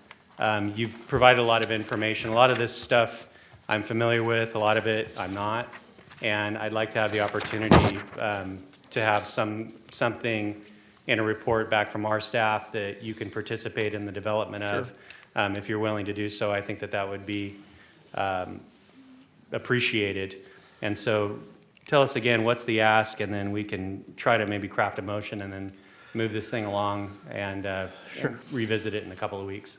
So my ask is to form a commission to gather the 8 counties of the Air District as a coalition to advocate for the Southern Central Valley ratepayers and push for separation of rate-making obligations along rational climate regions. So what I'd like to ask our staff to do, I'd like you to look at the information that's been provided by Kern Tax and bring back to us an item for potential action in a couple of weeks where we can move forward with trying to reach out to these other counties and create this coalition. There's a CSAC meeting coming up, but it's not until mid-December. And so the first week of December. So we might have something that we could even take up to CSAC if this board takes some kind of an action to give direction to whoever the CSAC rep is, which we're going to be talking about in a few minutes. And so I'd like to make a motion that staff comes back with an item where we can actually put that request into action and have some more discussion about it. Second. Before we take that vote, I just want to make a comment that I had a conversation yesterday with the mayor of San Jose, and I want to ask the county or the clerk of the board to distribute to the board, and I sent it along yesterday to Mr. Turnipseed and to I think County Council ended up with it, as did the CAO's office. I am not familiar. This was his request was for us to sign on to a support letter for the creation of I believe it was a customer-owned entity or utility. And you know, when you know enough about business formations to know that you don't know enough about business formations before you start advocating for one thing or another, that may be a wonderful idea. I'm not aware of what the best approach is. What you just described, Jess, sounds perfect. It's also a massive undertaking. But you're right.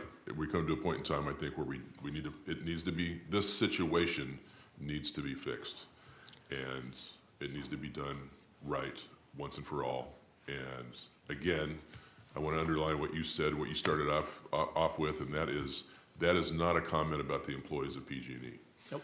I don't know if there's anyone here today from PG&E, but if they don't want to speak, I understand, that's perfectly fine. But I would ask that if there is, that you carry back the message to your company that this is not an action that we are considering or taking because it is the fault of the people that get up and go to work every day that help provide electricity to us. And we believe it is the fault of, at least I believe it's the fault of the regulatory burden that they are suffering under. Mr. Turnipseed, you look like you want to say something. That's exactly what I wanted to say. You will not solve this problem in this environment of the regulation that the 3 publicly owned utilities face. Right. None of the locals have the same burden of the state legislature and the CPUC. That has to be addressed if you want a well-run utility. So I think it's at least a dual track, which is what type of company formation works best for all the ratepayers, and what type of regulatory environment and how are those regulations, watch this, promulgated. I've been looking for a way to use that word for a while. So those are my comments, and I'd like to just ask that staff review the request from the mayor of San Jose as well. I'd like to give him a response. I think he's owed that. I think the only reason, by the way, that he was reaching out to me yesterday is because I happen to sit as the chair. You have a motion and a second. I don't see any other comments. Excuse me, may I? Would you like to? Yeah, I'd just like to ask a question. I had a note down to ask about this, and I forgot. Mr. Alsop, where are we with coming back with the community choice aggregation item? Do you have a timeline on that? Good question. Mr. Chairman, members of the board, we're planning to bring that back on December 10th, along with the discussion on the PSPS events. Okay. Thank you. Is there any possible way that you can fold your December 10th? Are you ready enough on your December 10th presentation for November 19th? Or do you need more time? So we're talking about it all at once. If you need more time, that's okay. I just was curious if you could. Yeah, we would prefer, Mr. Chairman, to do it on the 10th. All right. Thank you. You have a motion and a second. Please cast your votes. The motion is approved, all ayes. Okay. Thank you guys for being here today. Thank you for your time. Good.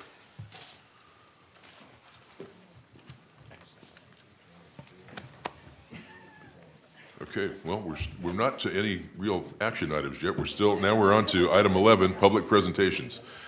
This portion of the meeting is reserved for persons to address the board on any item that is not on the agenda but is under the jurisdiction of the board. Is there anyone here that would like to make a public presentation? Please come forward, state your name and proceed.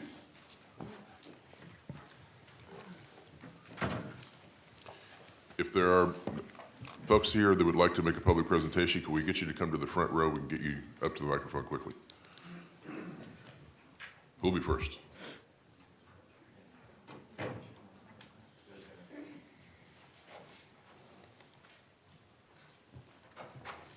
Good morning, Board. My name is David Abbasi with the Central Valley Citizens for Responsible Government. I wanted to commend you on taking action on the homelessness. However, this board always waits until a crisis turns into a disaster before taking any action. It's kind of too little too late in that sense, and this board has been ineffectual and irresponsible also in that sense. I wanted to remind you that term limits is still something that we are working on, and that would potentially term all of the board members out and get us all new representation. Please keep that in consideration and keep that in mind when working with the labor unions. They've been reaching out and interested in the term limits ballot measure and what it could do. So give the firefighters a raise, give the service employees a raise, because they're seriously considering backing the term limits initiative.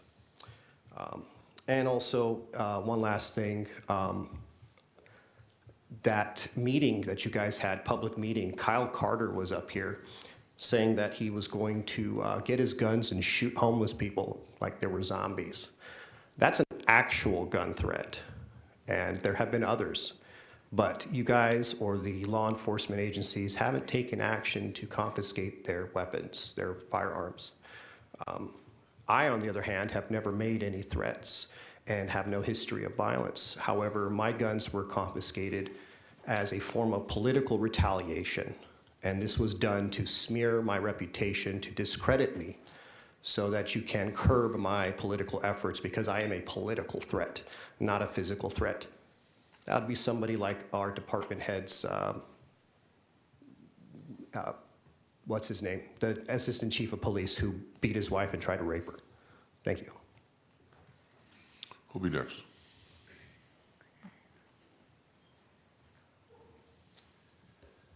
Morning, Chairman. Good morning. And members of the board. I'm new to this. This is the first time I'm sure you've seen me. Some of you know me from the past. First of all, I'd like to acknowledge your work for our county of Kern, for all you've done and what you continue to do. My name is Mark Sandel. I'm an advocate for many veterans organizations. And Captain Gleason, thank you for your service to our nation. And all of you veterans out here, thank you for your service to this nation and our great county. This is upcoming on Veterans Day and all these. There's a lot of events happening, and I've got a minute 40 to get some of this stuff done. So tomorrow marks, I'm a volunteer for veterans groups all over Kern County. Tomorrow marks Honor Flight's largest fundraising campaign. It's an all-day, all-media fundraiser throughout Bakersfield, and it starts at 6 a.m. to 7 p.m.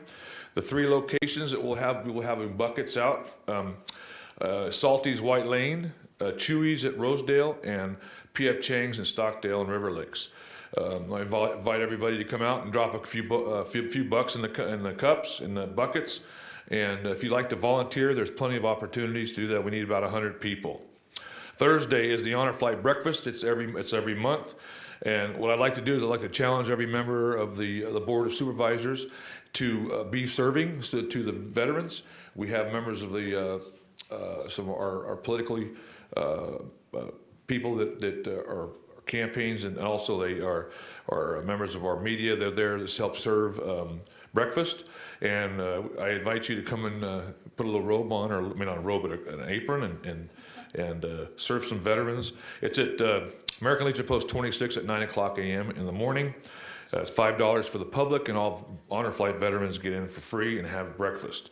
Also, we know that Friday is the Marine Corps birthday, and I know Dick Taylor are usually the ones that does this, but I'm going to step in for him for a minute.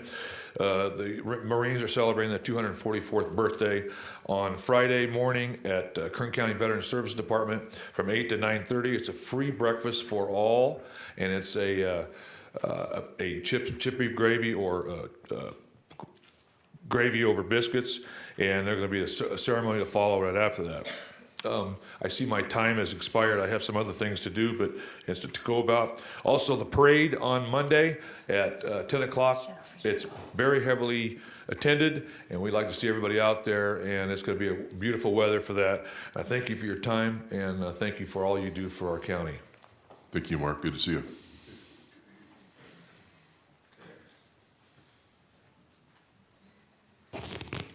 Good morning again, Chairman Couch and Supervisors. I just wanted to make a brief request. I'm talking about the Kern County Fair Board. I know it's a state agency. However, it does have the name Kern County on it. And the appointees there have made some egregious mistakes.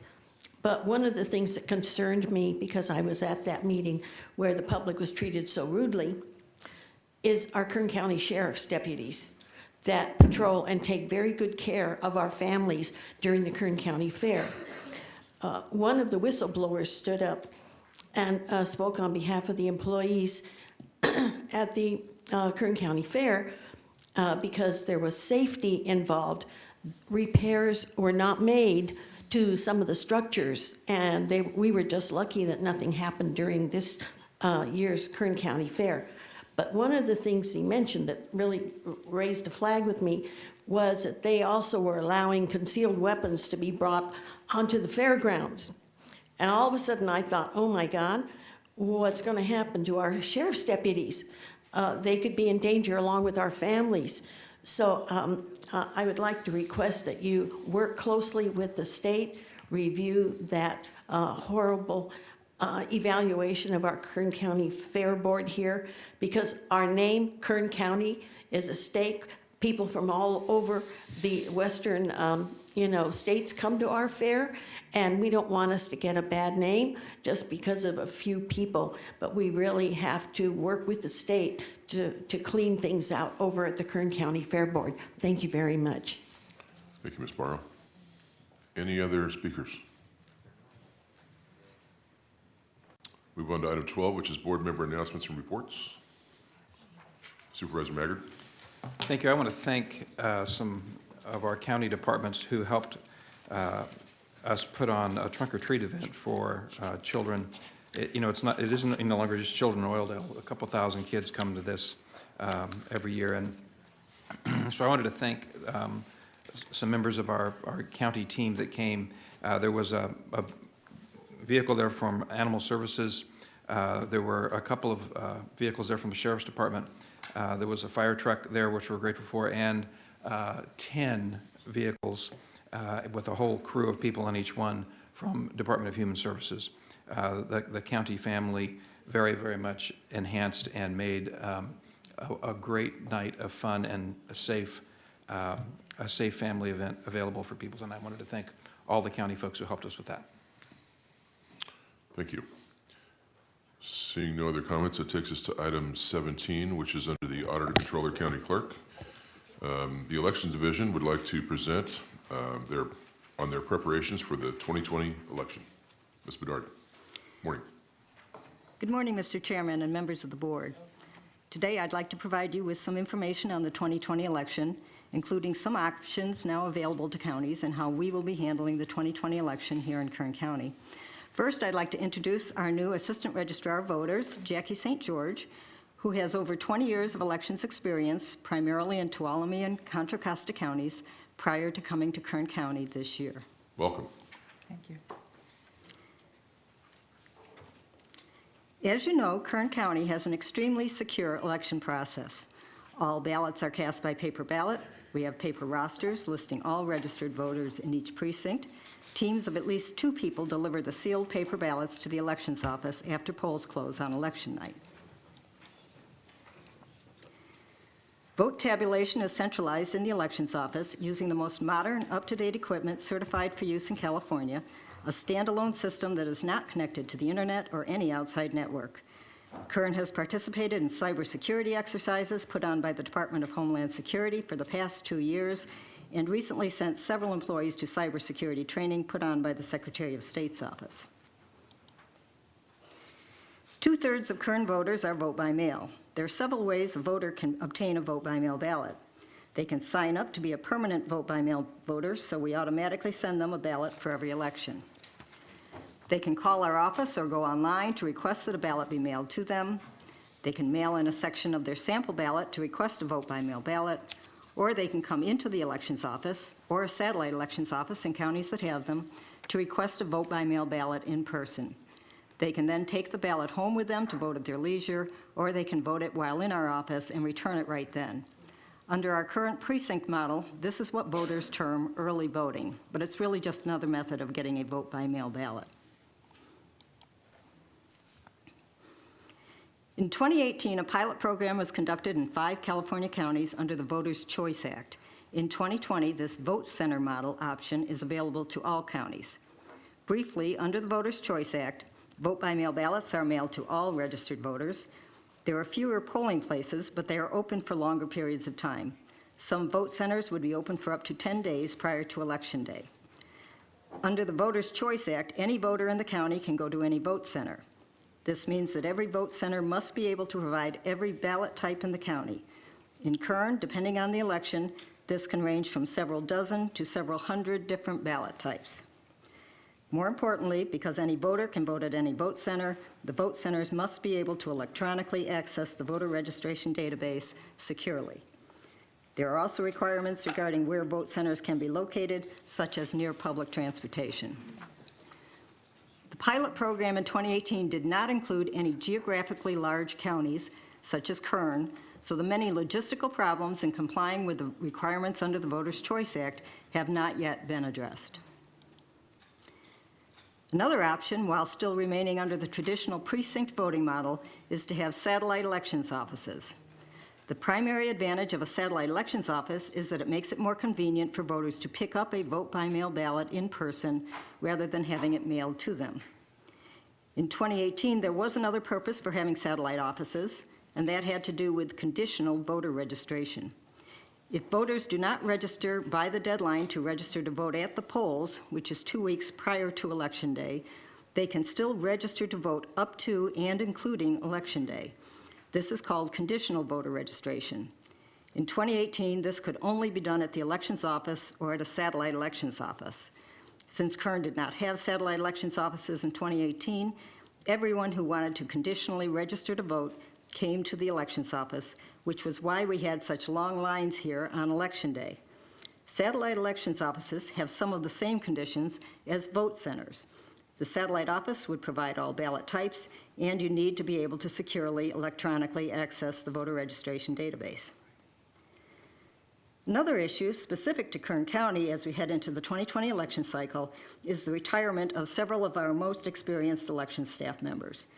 Our top 2 elections management employees, Karen Ray and Abby Shugart, are retiring this year, along with Sarah Webb, who has been in charge of our voter registration and redistricting, and Renee Westfall, who has overseen our vote-by-mail operation. I would like to commend these employees for their many years of dedicated service to the voters of Kern County. Working in elections is a very difficult job. It requires a great deal of advanced planning. While currently most of our efforts are focused on the March 2020 primary, we are already doing preliminary work on the November 2020 general election. It carries a heavy responsibility, can be very stressful, and entails a lot of overtime. And that overtime is not just on election day or election week. Some years, the election staff begins working weekends as early as August in preparation for the November election. And after the 2018 election, the employees worked 10 to 12 hours a day, 6 or even 7 days a week during the 30-day canvass period after the election. We owe a debt of gratitude to these dedicated employees who perform such a vital role in our civic life. In 2015, my office and the grand jury brought the issue of succession planning to your board's attention with a reorganization plan, which was partially implemented by your board. The part of the proposed reorganization that your board did approve enabled us to hire and retain more entry-level employees, so we have more trained permanent staff and are less reliant on extra help and temporary workers. Our newer staff have been well-trained on the necessary processes, and many of them have received the California Professional Election Administrator credential.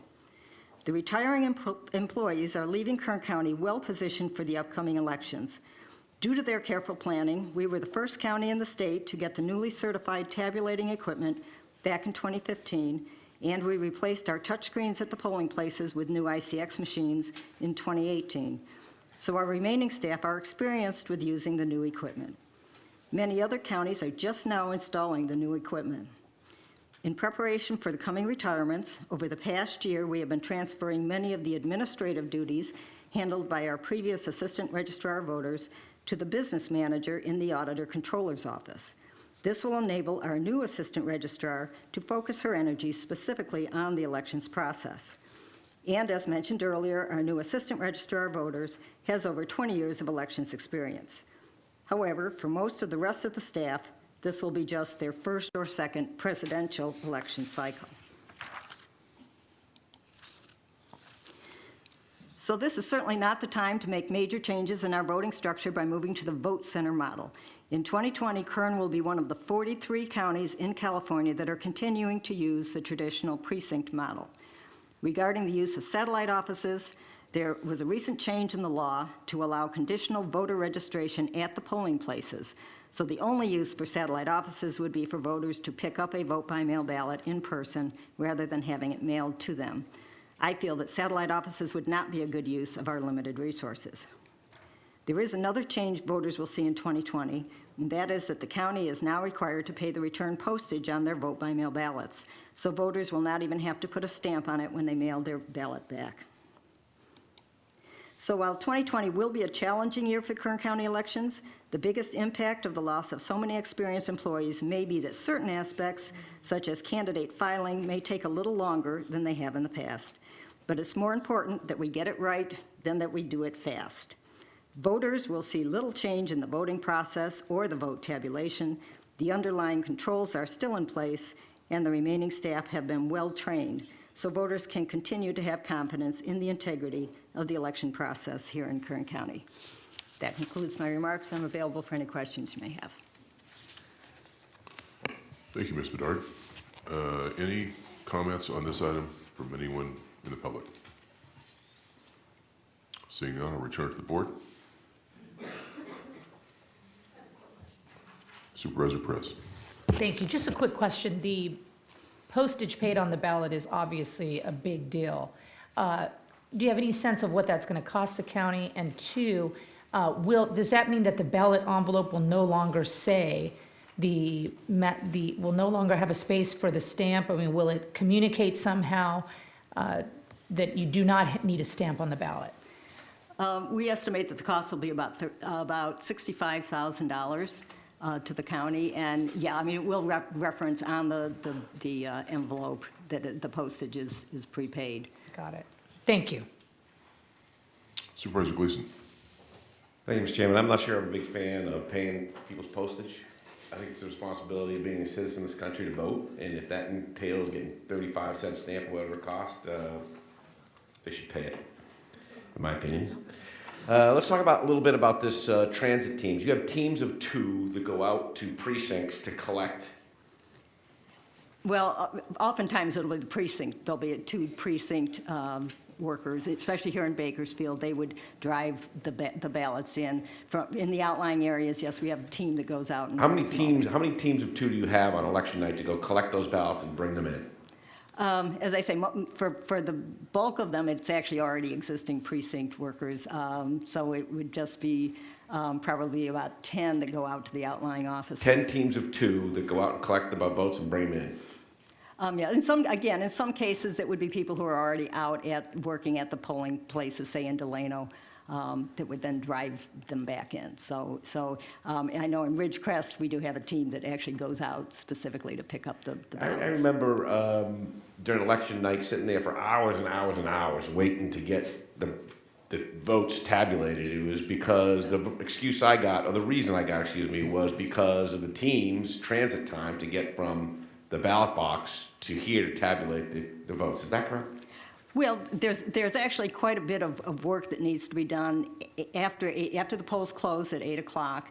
I mean, there are reconciliations that the poll workers do, and so it's not as though they can just grab all the ballots at that point and drive them back. So it's usually about, with the polls closing at 8, by 9 or 9:30, they're actually finished at the polling places and can then start coming in. So from Ridgecrest, then a team would then drive them back.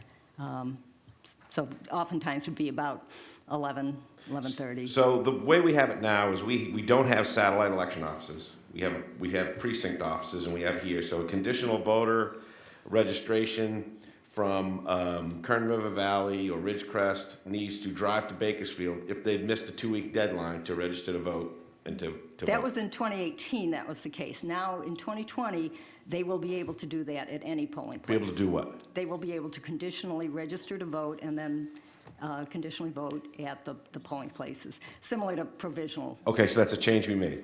Yeah. And I thought you said you were not willing to spend your resources to accommodate that. Well, no, it's just to have satellite offices, really the only reason would be for people to be able to pick up a vote by mail ballot in person. Thanks. Appreciate it. I'd like to meet with you and meet our new employee as well Okay. at your convenience within the next couple weeks. Okay. I appreciate it. Requested action was to receive and file. So moved.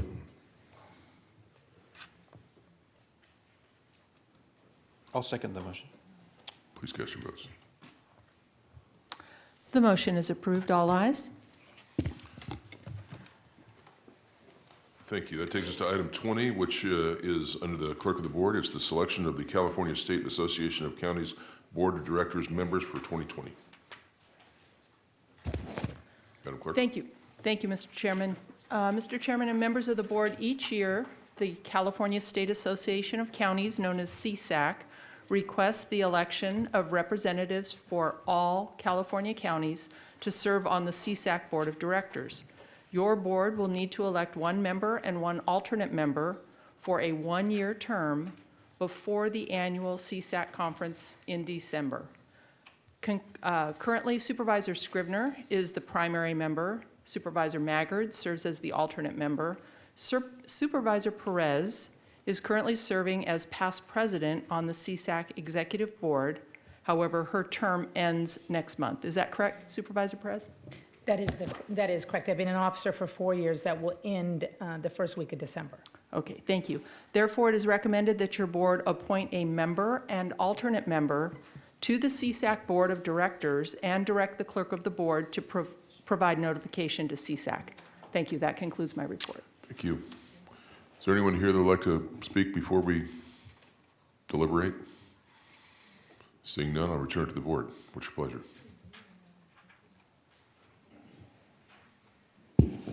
Chairman? Oh, go ahead, Sam. Excuse me. Yeah, I'll say I'm happy to continue serving. I did book my hotel for December, so so that shows my level of commitment. Thank you. All right. I would recommend. Supervisor Perez. Thank you very much. I would recommend Zach as the elected member to CSAC. I'd be happy to serve as the alternate, but I would defer to Supervisor Maggard, who currently has that post. Okay with him? Is that a motion? Well, I'm in it, so I Supervisor Gleason, should defer wanna to jump in there?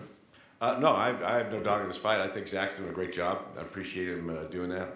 I didn't mean to say I have no dog in the fight. What I meant to say is I'm glad we have volunteers other than myself willing to do this is what I meant to say. And Supervisor Perez would be a wonderful alternative member, so I'll make that recommendation that we put Zach in as number one and Letitia in as -2. Thank you, Mick. Is that a motion? Yes. Is that a second? I'm happy to second it if that's appropriate. Okay, thank you. Well, we need a second, so it would be. Okay, second. Please cast your votes. The motion is approved. All ayes. Thank you. I think that takes us to item 37, which is under the Public Health Services. It's a response to Supervisor Maggard's August 13th, 2019 request to have a public discussion on vaping, the marketing of tobacco products to youth, and potential options for Kern County related to tobacco control efforts. I thought you told me Ms. Kerrigan was going to do this. Yes, sir. Okay. Good morning. Good morning, Mr. Chairman, members of the board. My name's Bryn Kerrigan. I'm your Assistant Director of Kern County Public Health. On August 13th, 2019, a youth group called Students Working Against Tobacco, or SWAT, shared data with your board about the impact tobacco has on our youth, raised concerns about the vaping epidemic, and asked your board to consider stricter tobacco policies, ensuring no new retailers open near schools, in an attempt to reduce access and exposure to youth. During that same meeting, Supervisor Maggard requested to have a public discussion on vaping, the marketing of tobacco products to our youth, and options to consider related to tobacco control efforts. The item before your board this morning is a review of the impact of smoking, an update on the vaping-associated pulmonary injury cases, and a review of potential solutions for your board to consider related to tobacco control that other jurisdictions within the state of California have implemented. Smoking is the #1 preventable cause of death and disease and claims the lives of over 480,000 people in America each year. Every day, about 2,000 children under the age of 18 smoke their first cigarette, with more than 300 becoming daily cigarette smokers. Almost 90% of adults that smoke daily started smoking by the age of 18. Over 16 million Americans are currently living with at least one disease caused by smoking, and 58 million non-smoking Americans are exposed to secondhand smoke. Vaping is the most commonly used tobacco product in California. Vaping is inhaling aerosol from an e-cigarette or other vaping device that heats a liquid that can contain nicotine, marijuana, CBD, or other substance. As of October 29th, 2019, 1,888 vaping-associated pulmonary lung injury cases have been confirmed in the United States, with 37 of these cases resulting in death. 14% of the individuals impacted by this illness are under the age of 18, and 40% of the individuals are between 18 and 24 years of age. As of October 29th, 2019, the state of California has 144 vaping-associated lung injury cases resulting in hospitalization, with 3 cases resulting in death. This rapidly rising epidemic has resulted in the California Department of Public Health issuing a statement recommending everybody to quit vaping altogether, no matter the substance or the source. As of today, Kern County has 3 confirmed cases of vaping-associated lung injury resulting in hospitalization, and multiple other cases pending confirmation by the California Department of Public Health. There are efforts currently in Kern County that attempt to address youth access to tobacco. On August 11th, 2015, your board adopted an ordinance requiring all retailers to obtain an annual health permit and allows the department to conduct annual health inspections. Additionally, within this program, the department sends an underage decoy into each permitted tobacco retailer at least once each year to determine each tobacco retailer's willingness to sell tobacco products to our youth. Since your board's implementation of the risk-based tobacco retailers permit ordinance, the department has permitted 522 retail tobacco facilities within 9 of the county's 11 incorporated cities. The city of Bakersfield and the city of Ridgecrest have not adopted the tobacco retailer program. Additionally, since the implementation of this ordinance, Kern has seen an overall decline in tobacco retailers selling to the department's underage decoy. Specifically, our youth tobacco purchase survey sales rates decreased from 12% in fiscal year 2016-17 to 4% in 2018-19. The department also staffs the Tobacco-Free Coalition of Kern County, or TFK, which consists of representatives from multiple Kern County agencies with interest in addressing tobacco-related issues. TFK meets bi-monthly. The department researched what other jurisdictions within the state of California have done to address tobacco control. We have broken these options into 2 separate categories, those that restrict access and/or exposure to tobacco products and those that prohibit the sale of tobacco products. I'll begin with an overview of the options that restrict access and/or exposure to tobacco products. The first category will be park restrictions. Currently, California Health and Safety Code, Section 104495, also known as the Tot Lot Law, restricts smoking within parks. This restriction prohibits smoking within 25 feet of any playground or tot lot sandbox area and restricts the disposal of any tobacco waste within 25 feet of a playground or tot lot sandbox area. Additionally, tobacco use is prohibited within 250 feet of any youth sports event within a park. Any person found in violation is guilty of an infraction and can be punished with a fine of $250 for each violation. Kern County Ordinance Code, Section 13.04.190, makes it unlawful to use or discard tobacco products in Rexland Acres Park and Lamont Park, with the exception of parking lots within these parks. There is a progressive monetary penalty established within the ordinance for a violation of this section, with a $50 fine for the first violation, a $100 fine for the second violation within a year, and a $250 fine for the third violation within a year. This section of the ordinance is enforceable by county park security officers. Your board could consider expanding this ordinance to include all parks within the unincorporated areas of the county. Number 2 is sidewalk ban or outdoor smoking restrictions. The United States Surgeon General concluded that there is no risk-free level of exposure to secondhand smoke. Exposure to secondhand smoke causes an estimated 41,000 deaths each year among adults in the United States. In an effort to reduce exposure to secondhand smoke, another option for your board to consider would be a sidewalk ban ordinance like the city of Del Mar in San Diego County, which prohibits smoking on sidewalks and sections of the street lined with a sidewalk. Your board could also consider an outdoor smoking restriction similar to the city of Santa Barbara, which has a ban on smoking in all public places. This restriction would include all parks, sidewalks, patios in commercial or residential areas, governmental parking structures and lots, outdoor restaurant patios, outdoor recreational areas, events open to the public, and bus stops.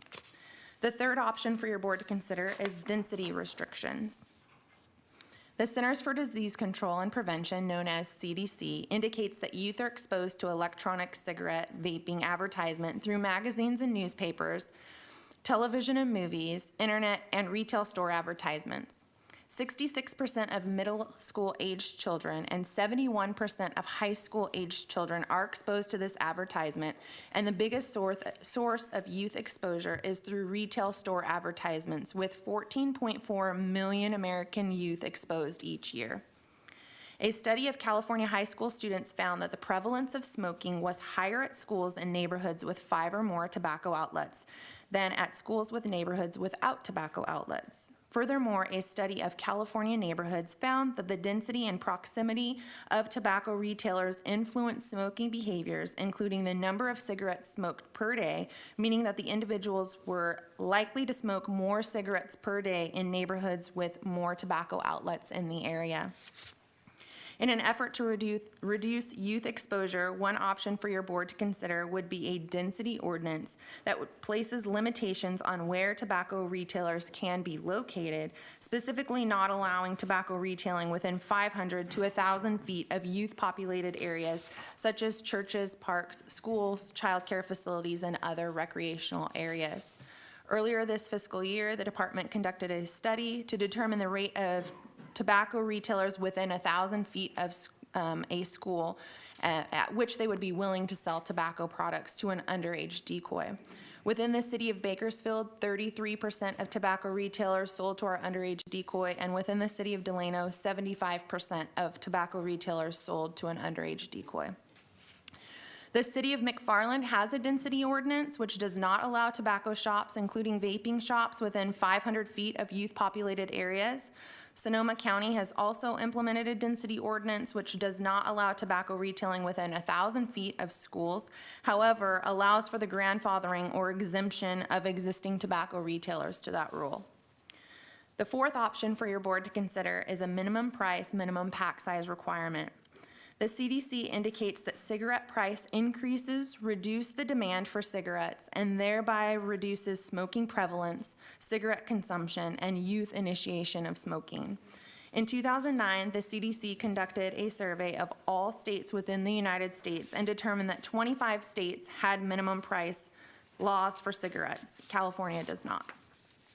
Sonoma County implemented a minimum pack size, eliminating single-serving little cigars, cigarillos, and inexpensive cigars under $5, and sets a minimum package size of 20 for little cigars and 5 for inexpensive cigars. Sonoma County's ordinance also sets a minimum price of $7 for a pack of cigarettes and cigarillos and prohibits discounts for cigarettes, cigarillos, and large cigars.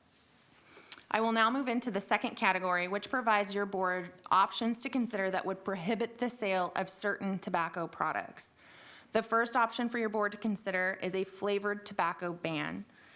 Current federal law bans flavors in cigarettes, excluding menthol, but not in other tobacco products, such as smokeless tobacco, cigars, hookah, and e-cigarettes. Typical flavors include candy, fruit, and dessert flavors, such as cherry, chocolate, pina colada, and cotton candy. Flavored tobacco products typically have bright, colorful packages and are often individually and cheaply sold, making them even more appealing to youth. In 2014, an estimated 3.26 million middle and high school students in the United States have used a flavored tobacco product within the last 30 days. A 2016 study found that youth between the ages of 13 and 17 years old were more likely to try menthol, candy, or fruit-flavored e-cigarettes if a friend offered than if an e-cigarette was tobacco-flavored. This same study also revealed that youth perceive fruit-flavored and menthol-flavored e-cigarettes as less harmful than tobacco-flavored e-cigarettes. Of the California teens who consume tobacco products, 86.4% report using a flavored tobacco product. 4 out of 5 children have used tobacco started with a flavored tobacco product. Both Los Angeles County and San Francisco have banned flavored tobacco, including menthol. Additionally, last night, the Delano City Council approved an ordinance to introduce a flavored tobacco ban. The second option for your board to consider is a vaping products ban. More than 80% of high school teens who consume tobacco use a vaping device. From 2016 to 2018, vaping among high school students rose 27%. A study from the American College of Physicians indicates that teens are more than 7 times likely to vape nicotine than adults. The city of Richmond adopted a ban of the sale of vaping products, which goes into effect January 1st, 2020. Mr. Chairman and members of the board, this completes my presentation. Gurveer with SWAT The chairman of TFK, Mr. Bernardo Ochoa, and Karina Funes with American Lung are present in the audience, and I believe they would like to address your board on this issue as well. Thank you. So let's open it up to comments from the public. Where are those individuals you just mentioned? Please come forward. If you'd like to speak, can I get you to come to the front row so we can get you to the microphone quickly? Let me recognize Supervisor Maggard for a moment first for his comment, and then we'll get you right up to the microphone. Thank you. Thank you, Mr. Chairman. I thought we were going to hear something that was coordinated with your report to us first. So I'm willing to hear that. But before the public speaks, I think we should frame this a bit before we hear general comment from the public. So if there's somebody that wants to report that's coordinated with what the staff report is, I'd like to hear that, and then I'd like to make some comments before we go to the public. So you mentioned there were 3 individuals. I've forgotten the names now if we didn't catch it. Would you all, it doesn't matter who goes first, but we'll hear from you first, then we'll open it up. This will be sort of still part of our staff recommendation or staff presentation. Thank you. Morning. Good morning. My name is Gurveer Sidhu. I represent SWAT, which is the 20 other students around the county who are actively working against tobacco. We want to thank you for inviting us back to continue discussion on something that is affecting us every day. 4 out of 5 youth who use tobacco started with a flavored product, and 4 out of 5 stores in Kern County sell flavored tobacco products. We need help. We ask that you revise the county's tobacco retail license to include a better provision on density and a ban on flavors. This will make it harder for youth to get a hold of these products and reduce the marketing of these products close to places where youth interaction is at its highest. We ask that there is a restriction on flavors so nobody can fall for big tobacco's trap anymore. There will be no need to feel that coffee, peppermint, lemon, mango, cotton candy, creme brulee, and lychee are flavors that should be inhaled. Tobacco affects our personal health, as well as the health of those around us. We have seen many devastating sights when it comes to tobacco usage, like seizures on school campuses. We have witnessed our peers ditching classes to vape in bathrooms, causing students to detest using them, and even causing some students to have accidents when not permitted use of the bathrooms because the bathrooms remain locked. Imagine that teenagers urinated themselves because locked restrooms is a new norm to reduce vaping on campus. But this is not just a bathroom activity. I've seen kids smoking in class and use school technology such as Chromebooks to charge tobacco products. Furthermore, students are using tobacco products on school buses and emitting secondhand smoke on other students present.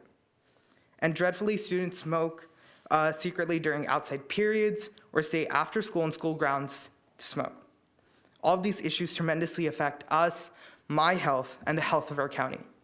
The safety of our future leaders is in jeopardy. Unfortunately, things don't just end there. Tobacco companies are getting smarter, while we the people aren't staying up to speed. Many companies are using propaganda such as ads, songs, and enticing and varying flavors to indoctrinate teens into buying products that appeal to their ethnic background. I'm Asian Indian, and the new lychee flavor is a huge red target on me and other Asians, such as my little cousins. Our location matters. Take a look at where we reside. Kern County is a cultural melting pot of diversity, but Big Tobacco is taking advantage of this by propagandizing our youth as well as our differences. This epidemic of youth tobacco usage is something nobody should ask for.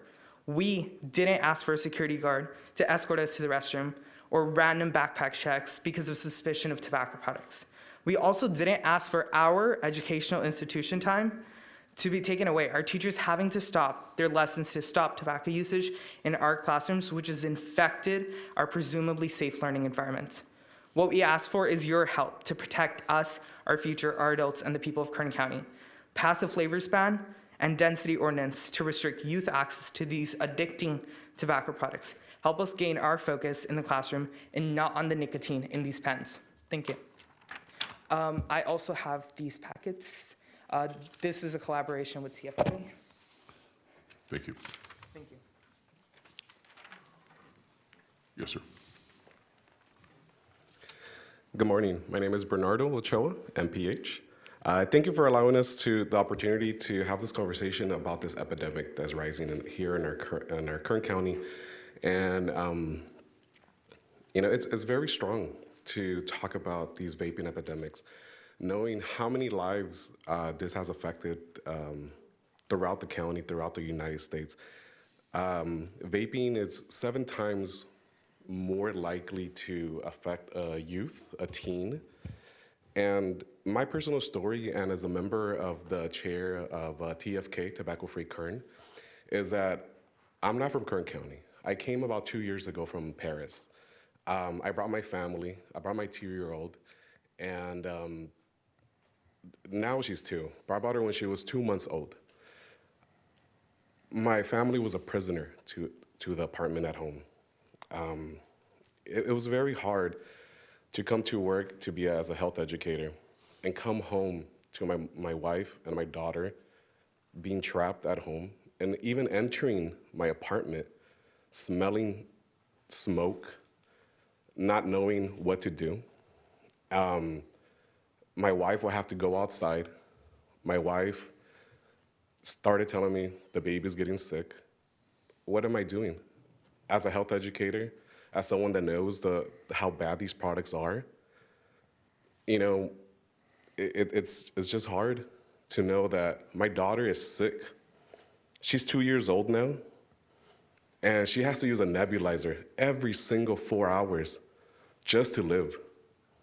And this is because a family downstairs where we lived, it was a family of 4, mom, dad, and 2 teens.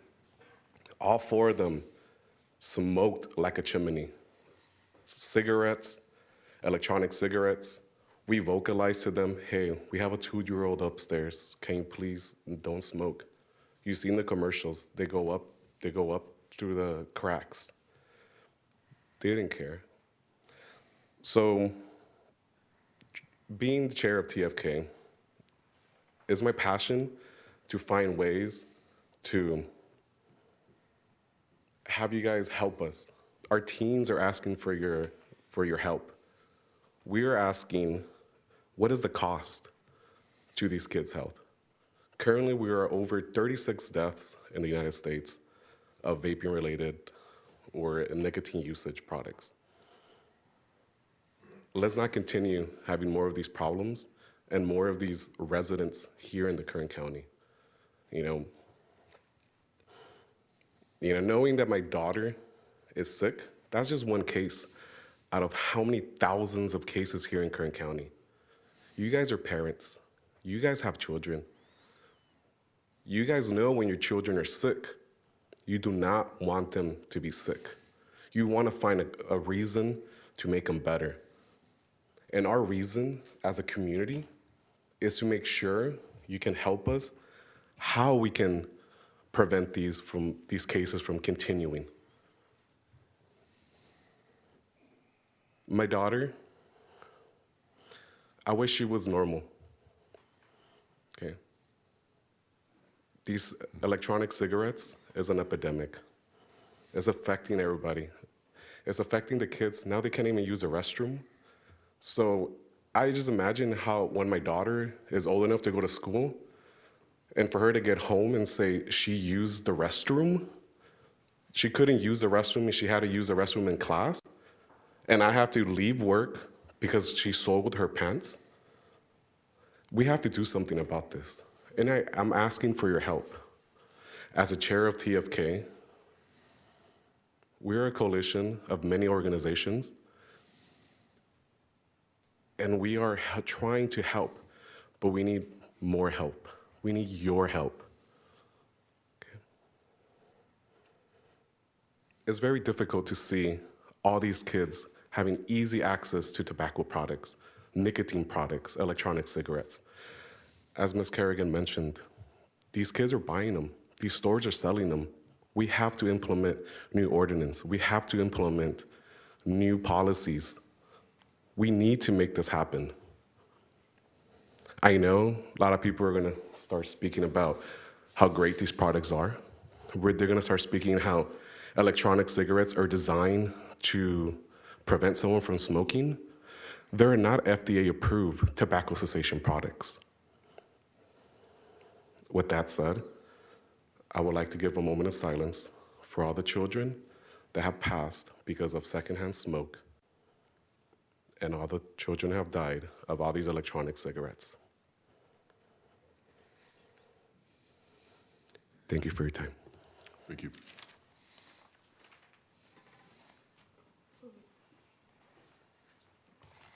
Good morning, members of the board. My name is Karina Funes with the American Lung Association.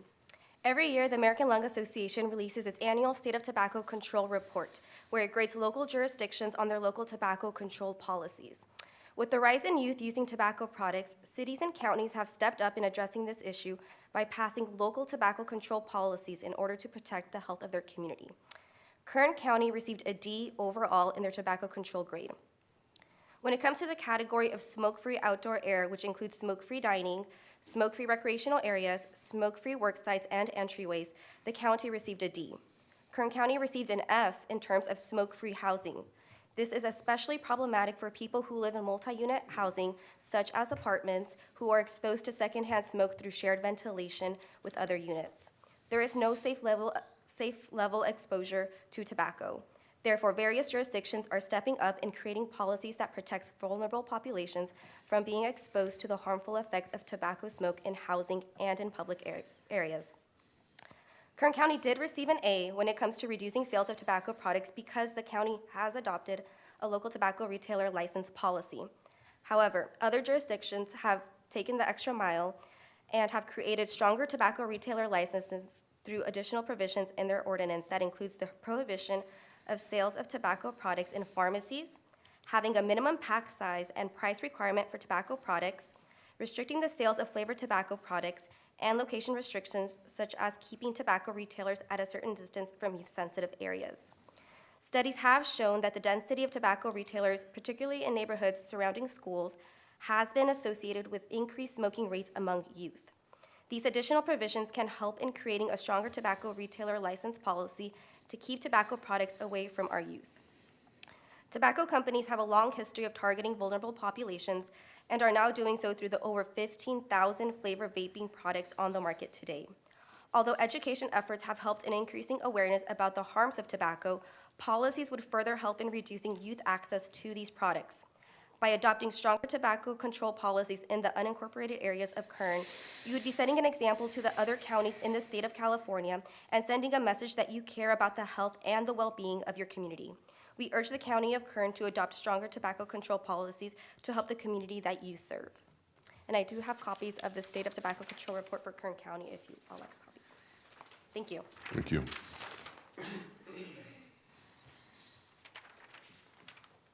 Supervisor Maggard, before we go on, you want to make a Yes, comment? thank you, Mr. Chairman. I want to thank staff for bringing the report to us. You responded to my request to bring us an array of options, and you've certainly given us an array of options. But I want to kind of set the table for us, at least from my perspective, but we'll see what my colleagues have to say. But before we hear from the public, because there's specific things the public can help us, to help me to understand. So I want to kind of lay that out a little bit for us. My primary concern is that we help prevent our children from becoming addicted to tobacco and all of the health consequences from that. So many of the options you've brought us, in my opinion, are much broader than how we protect our kids from being exposed to becoming addicted to tobacco products.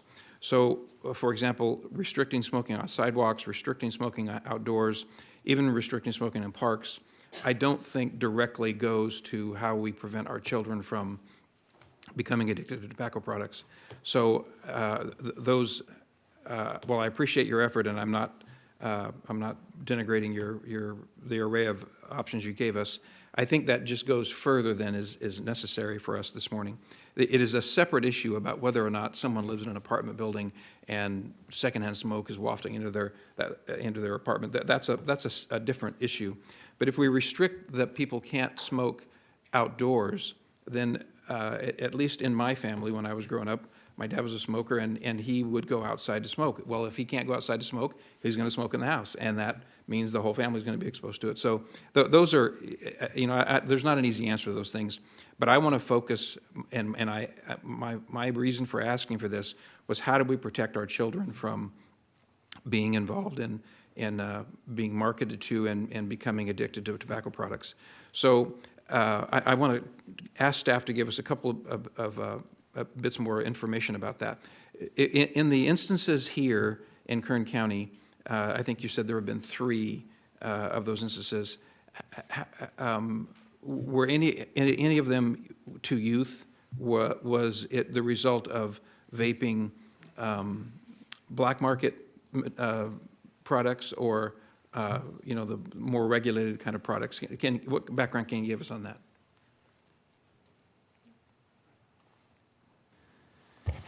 Supervisor Maggard, through the chair, all 3 confirmed cases in Kern County were to young adults, so not under the age of 18, but in a young adulthood age group, and they have not been forthcoming with information as to where they were obtaining their products from.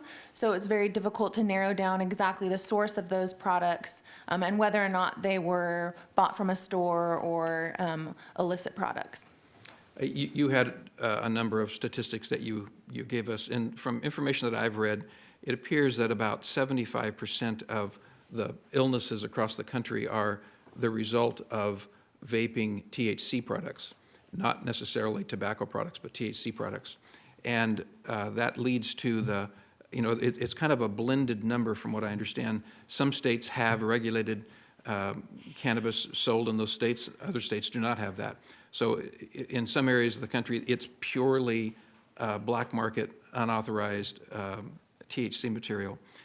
In other areas, it's some blend of that. What concerns me about banning vaping is 2 things. Besides my concern for young people not being sold products and being introduced to a life of addiction to tobacco, I would love to see adults. My own father struggled with this, as I alluded to a moment ago. I'd love to see opportunities for adults to be able to break their addiction to tobacco as well.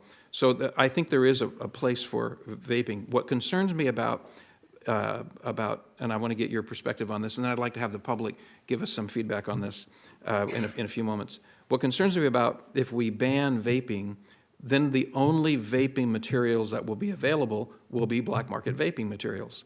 And those black market vaping materials are the very ones that it appears are causing the problem, causing people to be ill.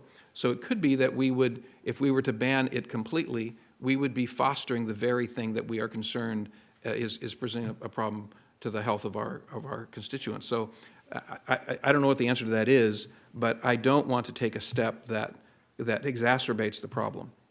So do you have any thoughts on that? And then I have just a couple more things to suggest before I go to the public.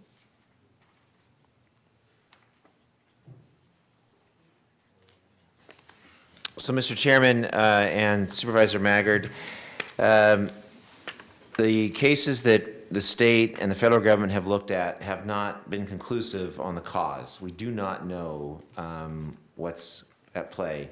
The 3 cases that Brent has mentioned are concerning to us. Those 3, we're not sure what the actual cause was. And there are several more that we are investigating that likely will be deemed a vaping pulmonary disease issue that are coming forward. So it remains concerning to us that it is not clear yet if it's most or all THC related or not. We're not able to define that further today. We share your concerns. We believe there's still a risk, though. Okay, let's talk for a second about the products that are being marketed to the kids. And again, I'm interested in the public's take on this. Why, and particularly from the public in a few moments, why do we need cotton candy and lollipop and cherry flavor and the flavors that appear to entice children? I'd like you to explain to me, justify to me why that. What is if it isn't being marketed, if it isn't used as a tool to market to our kids, what is another legitimate purpose for having those? So that's an area that I'm interested in, and this is way beyond the scope of what the Kern County Board of Supervisors can control. But the way that the material is packaged, if it's designed to look like the very same elements that are in a high school or a junior high student's backpack or binder, why, I guess kids don't use binders much anymore, they use backpacks, but they're oftentimes being sold in a form that an inattentive parent wouldn't recognize that is a vaping device and not a thumb drive or whatever else they might be using. So do you have any idea about whether or not the form in which it's marketed to our kids, is that being addressed on any kind of a national scale? Is there any effort to affect that? Supervisor Maggard, through the chair, there is a statewide marketing or awareness campaign that is really tailored towards parents to educate them on these new and emerging products that are coming out that are really designed to deceive parents and look like other normal school-type products. So that campaign has launched statewide, like I said, to educate parents. It's to educate parents, it's not to restrict the packaging of the material, though, right? Correct. There is nothing to restrict the packaging. That's an interesting question. Yes. And is there, for those that are selling these materials, if you're in our crowd today, what purpose is there to make it look like a thumb drive, for example, or something that would make it other than obvious to a parent that their child is using that material? Lastly, before we go to the public, I'd like you to talk to me about sting operations. How do we most effectively control and restrict those that are selling these products to our children? Supervisor Maggard, through the chair, our risk-based tobacco retailers program has proven successful over the past few years to reduce the amount of tobacco retailers locally that are willing to sell tobacco products to our children. We've seen a significant decline in that percentage. Our program works with a progressive monetary penalty that is associated with the facility's violation of our ordinance by selling tobacco products to our children. And then once they've reached the second violation or sold to our underage decoy for the second time, we do begin suspending their tobacco retailer permit.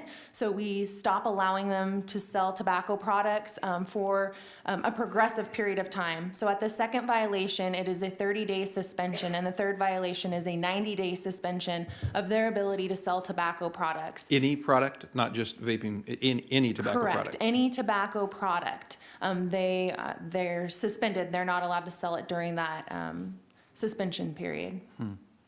Well, I'd be interested in the public's perspective on that as well, and the aspect of whether or not, well, just so it's not me explaining it, why don't you explain this issue of concentration? Is an appropriate setback from a school, for example, a strategy that we might consider? Please explain what that is, and then I want to have the public speak to that as well.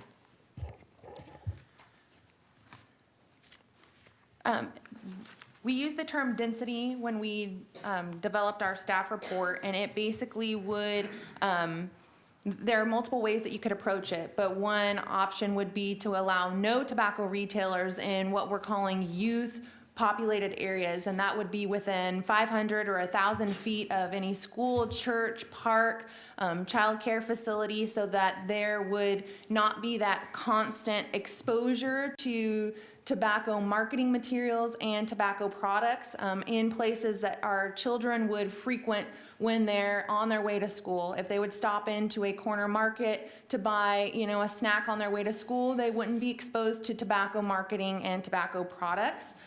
So that is one option to consider, which we refer to as density in our staff report.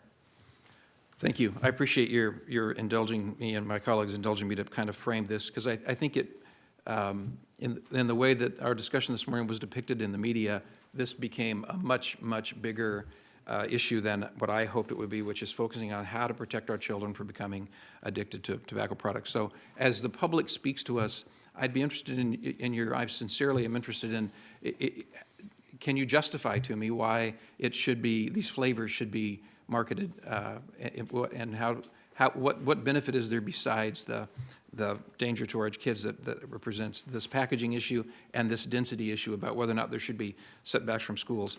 But I don't, it'll take a lot of convincing from the public today, if they're going to try to do this, to convince me that we should restrict smoking outdoors or on sidewalks, and that banning vaping absolutely will, I'm still concerned, will only lead to only illegitimate black market material being consumed, which will only exacerbate our problem. So I'm interested in the public's perspective on that, but I thought it was important to frame it some. And thank you for, you've asked us to consider some things that are an affront to some.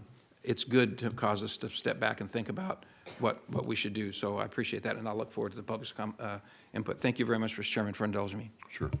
Okay, we'll open it up now. How many of you are here that would like to speak? I know there's several of you. Let me take a guess. 1, 2, 3, 4, 5. I'm going to guess 15, 12 to 15. Please come forward, state your name and proceed. I'm going to ask that we limit this to 2.5 minutes. Thank you. 2.5, not 2, not 3. No. Good morning, Chairman, members of the board. My name is Jennifer Romandia, and I'm here with the Kern County Compliance Cannabis Association. Hang on one quick second. I threw him a curveball. Can you actually do that? If you can't, we'll round down to 2 minutes. Okay. Thank you. Thank you. I wanted to thank Supervisor Maggard for bringing up the illicit THC products, because that's a very big part of the component here with vaping. Kern County Compliant Cannabis Association would like to include information from the Centers for Disease Control and Prevention, Morbidity and Mortality weekly report from October 28th, along with a legislative update from the California Department of Public Health's Manufactured Cannabis Safety Branch into this discussion today. The vaping illness has been named EVALI, E-V-A-L-I, for e-cigarette vaping-associated lung injury. In patients with available data, as the health department shared, not a lot of people are reporting truthful experiences as far as what products they've been ingesting. So with reportable data, out of the over 1,600 cases, 867 have reportable data that was studied by the CDC, and 86% of those patients reported any THC use in their vaping product, whereas only 64% indicated any nicotine use. And as mentioned before, the majority of cases with available data were in states without a regulated cannabis market. Among deaths with reportable information, which had been 19, 84% of those reported any THC use, while 37% reported any nicotine use. And of those documented deaths, 63% were exclusively THC products. Only 16% of deaths from vaping illness was from reported nicotine and tobacco use. To me, that's an alarming number. Right now, the CDC is recommending persons not purchase any vaping product containing THC off the street and should not modify or alter any vaping product purchased through licensed retail establishment. From the California Department of Public Health and the Manufactured Cannabis Safety Branch, AB 1529 was recently signed into effect that just modifies the labeling requirements for cannabis vaping products. It states that all vape cartridges and integrated vaping devices sold within California must be directly labeled with the universal symbol for cannabis. It specifies the symbol may be engraved, affixed, and with a sticker or printed directly onto the cartridge, must be either black or white, and must be 1/4 inch by 1/4 inch. And you can see I've included the symbol on the paper. Now that would need to be on the actual vape cartridge, not just the packaging. With this information released from the CDC and the current existence of over 30 illegal cannabis retailers operating within the county, the Kern County Compliant Cannabis Association urges your board to include illicit black market THC vapes and their source in any action taken on this item. We saw the increase of vapes after the legal dispensaries shut down, and the problem is that knockoff products are being able to be sold that are under the disguise of medicine, and patients who are using regulated product are now going to these illegal establishments thinking that they're purchasing licensed product because it is what they've purchased before. So I just want to include that in the conversation today, and we're available for any questions or comments. Thank you. Thank you. Who'll be next?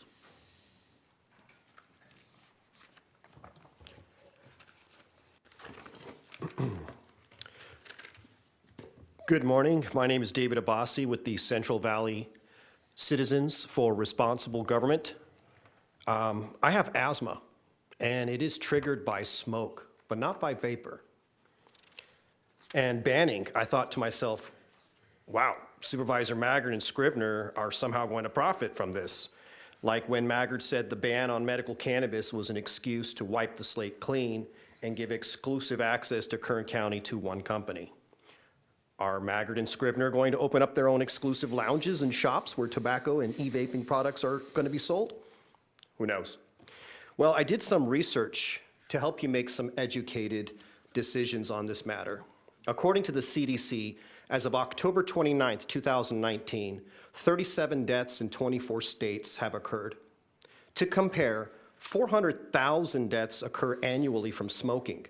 Millions of people vape, and we're talking about a few dozen deaths versus a few 100,000 deaths. So there is a difference. There's absolutely a difference. Smoke and vapor are two different things. Smoke contains ash, soot, tar, and carcinogens from the combustion process. Vapor does not have carbon monoxide, carbon dioxide in the combustion process that is present in smoking, which makes e-cigs a much safer alternative. Vapor does not have the same risks for the lungs and the cardiovascular system as smoke. Besides the difference in composition, the smell of smoke lingers in a room, whereas vapor does not. The residue of smoke stains walls and fabrics, while vapor does not. So when considering the health impacts and banning, smoke should be the logical consideration for that, not vapor. Health experts have determined that the most likely culprit causing the vapor illness is vitamin E acetate, not nicotine or THC. Vitamin E in skin creams and nutritional supplements are safe. Inhaling it as a vaporized oil has been a known health problem for almost a decade. Cannabis vape carts that are made by unlicensed manufacturers or pop-up shops use vitamin E as a filler or thickening agent to a form of cutting the liquid. You guys have made this issue worse by eliminating permitted medical cannabis dispensaries, thereby increasing the risk, increasing the black market vapor cartridges available in these pop-up shops that the county allows to operate currently. Banning vape products will have a negative effect on public health and increase the black market. I recommend taking action that prevents teens from having access to vapor products, just as we do for tobacco products. Banning smoke that kills hundreds of thousands annually would make more sense than banning vapor that has been linked again to a few dozen cases, likely from bootleg cartridges. There is no vaping epidemic. It's a false and grossly exaggerated labeling. And I agree with Supervisor Maggard. Flavors are appealing, and well, variety is the spice of life. So it should be definitely not marketed in a fashion that's appealable to children, but still accessible to adults. I have a copy of the CDC's report with that statement regarding the October 9th, 37 deaths as of October 29th, and vitamin E as the culprit in that report as well. So I would like to share that information with you so you guys have more educated decisions. Thank you. Thank you. Who'll be next? Again, we're shooting for a 2-minute time limit. My name's David. Good morning. I'm early 40s. I was a 3-pack-a-day smoker. I got introduced to vapor products. Me and my wife did, actually. Slowly, we were able to get off those cigarettes. We did not get off of the cigarettes by vaping tobacco flavor. That is where your strawberries, your vanillas, your other flavors come in. If you're trying to get rid of your cigarettes, you're not going to do it by vaping something that tastes like a cigarette. You're not going to get off of alcohol by drinking something that tastes like alcohol. Now, I've been vaping for a little over 4 years. My doctor has seen an increase in my health. I have felt it. My wife is in the same position as me. I know of several shop owners in this room that run clean, good establishments. They do not sell any of these black market pop-up THC things. They sell only good, clean, registered stuff. And they care about the kids not vaping as well. They don't want that fine. When the people go into those stores to send in these decoys that are underage, they know if they sell to them, they're gonna be fined. They don't want that. I don't want them to go away because I don't want to have to go back to cigarettes. Because I smoked for so long, 20 years. I tried patches, doctor recommendations, even hypnotization. Nothing worked, but vapor did. And I've been smoke-free for quite some time now. I'd like to stay that way. But I also would like for our kids to be protected too. And from what I've seen in our county, our shop owners do a great job of that. I know I've got 2 daughters. One of them is 19. The other one's 22. One can go into the vape shops and buy something. The other one, being my daughter, me being friends with vape shop owners for years, my 19-year-old daughter cannot walk into my friend's shop and buy anything, even though she's inside, so to speak.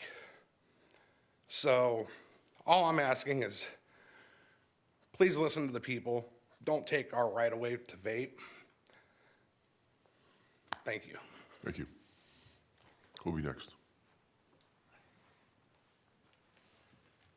Hello, my name is Ken Black. Thank you, Chairman and the board, for allowing me to speak to you today. I'm going to be sort of in favor of vaping, and I'm going to kind of explain what vaping is a little bit and kind of give some information and why adults use it and why it's proven so effective, because there have been studies in different countries that have proven that vaping has been more effective by nearly triple the percentage that any other nicotine delivery system to get people off of smoking has been.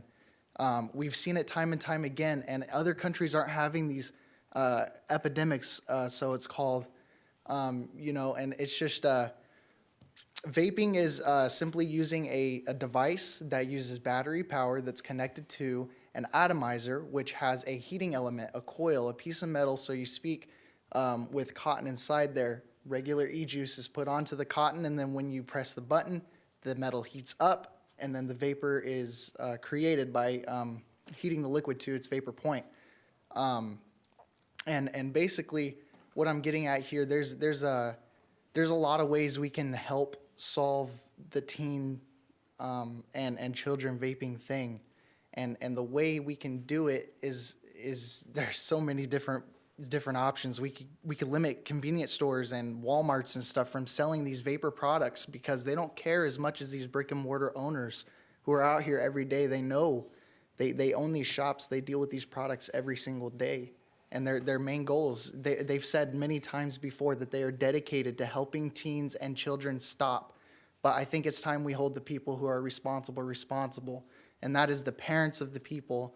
That is the Walmarts and the Fast Trips and the Chevrons that we're seeing selling the items to children. It's not these brick and mortar stores. It's the bigger stores, the convenience stores. They don't really care. And so I'm here to ask you to look at all the options without taking away the right to vape for the adults. There are many ways to do it. Just strictly keeping it to brick and mortar stores is one of the ways that I could see that we could really help bring that number down here in Kern County. Thank you. Thank you.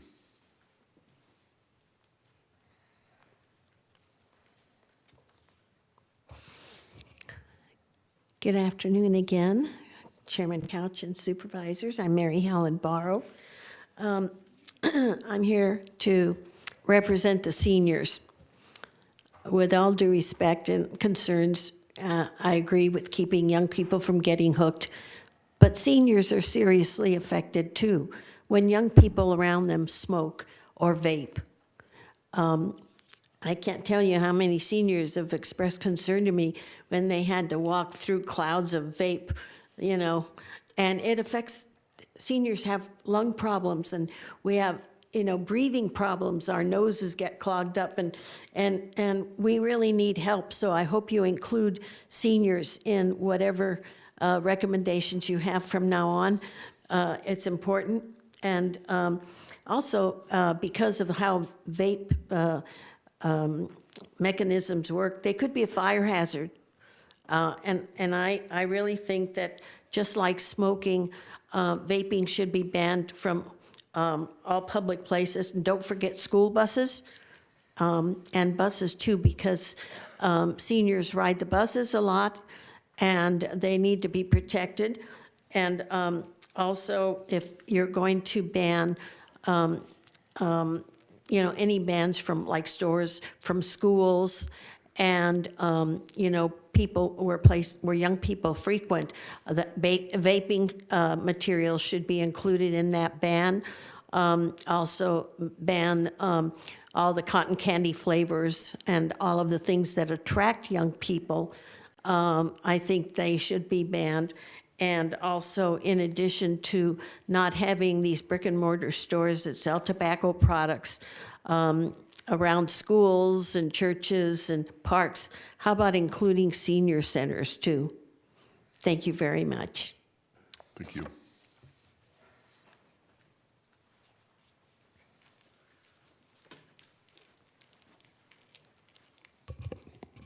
My name is Ryan Georgia, part of the 3rd District.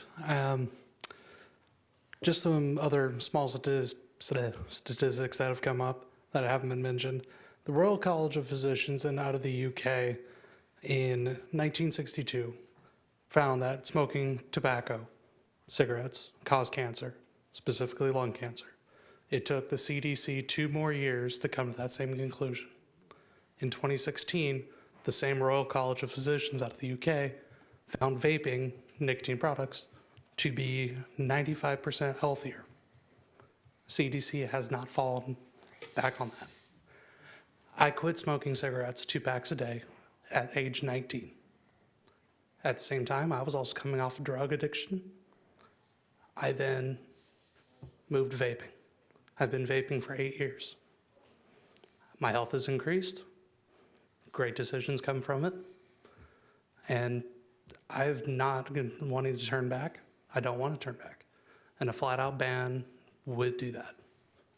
Black market would increase. We don't want that. It's not good for anything. It's not good for anyone. I understand the worries about marketing to children. We're working on that. The industry has tried to correct that itself. Obviously, can't do it all on its own. There are laws that need to be passed, but within reason. There needs to be a balance. Everything comes in fair time. Thank you. Thank you.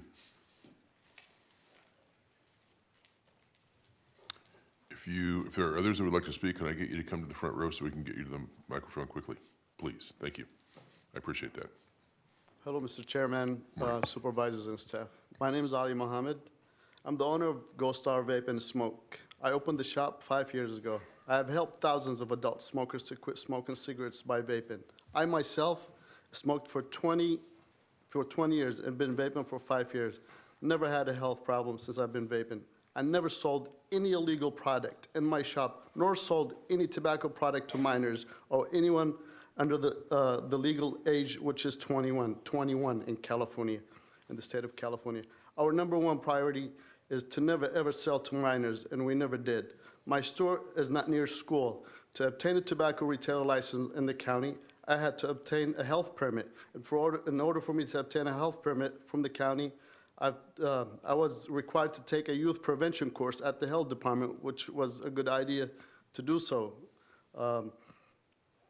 We are here part of the solution. We want to contribute to any regulation you will take, but not to ban, because banning will just create a huge black market and will send people back to smoking combustible cigarettes, which is the cause of 480,000 deaths every year, according to CDC. Please take facts and evidence into consideration and learn the difference between illegal THC cartridges, which is unregulated and causing the lung illnesses and the death to the public, according to CDC in many states that have done researches and tested. And also do researches on nicotine vape, e-liquid, that is regulated by the FDA. A suggestion for you to consider to help curbing youth vaping, this is what I want to suggest to restrict shops and limit products to adult vape and smoke 21+ shops only, so the minors are not exposed to any of these products. Number two, which is the most important, is find any violators. Hefty fines, 3 strikes in 3 years. 25. Many cities had adopted this option. Any violators gets a hefty fine, $2,500 first offense. Second time, revoke their license for a period of time. And these are many stuff. Also, I want to just share a couple more sentences. I know the time is going. I'm part of a community as a shop owner. We are in 3rd District, Mr. Maggard. And we probably supported the Kern County Firefighter Union by donating to them. We donate between 500 to 1,000 toys every Christmas year for kids whom family can't afford. We do a lot of funeral fundraisers, and we do a lot of donation to cancer patients. We help homeless youth in our area, and you are very familiar with the area. We do a lot of effort to try to help the community. We're not just a vape shop to run a business only. And this is what I want to talk about. Thank you very much. I appreciate you. Thank you. Who'll be next?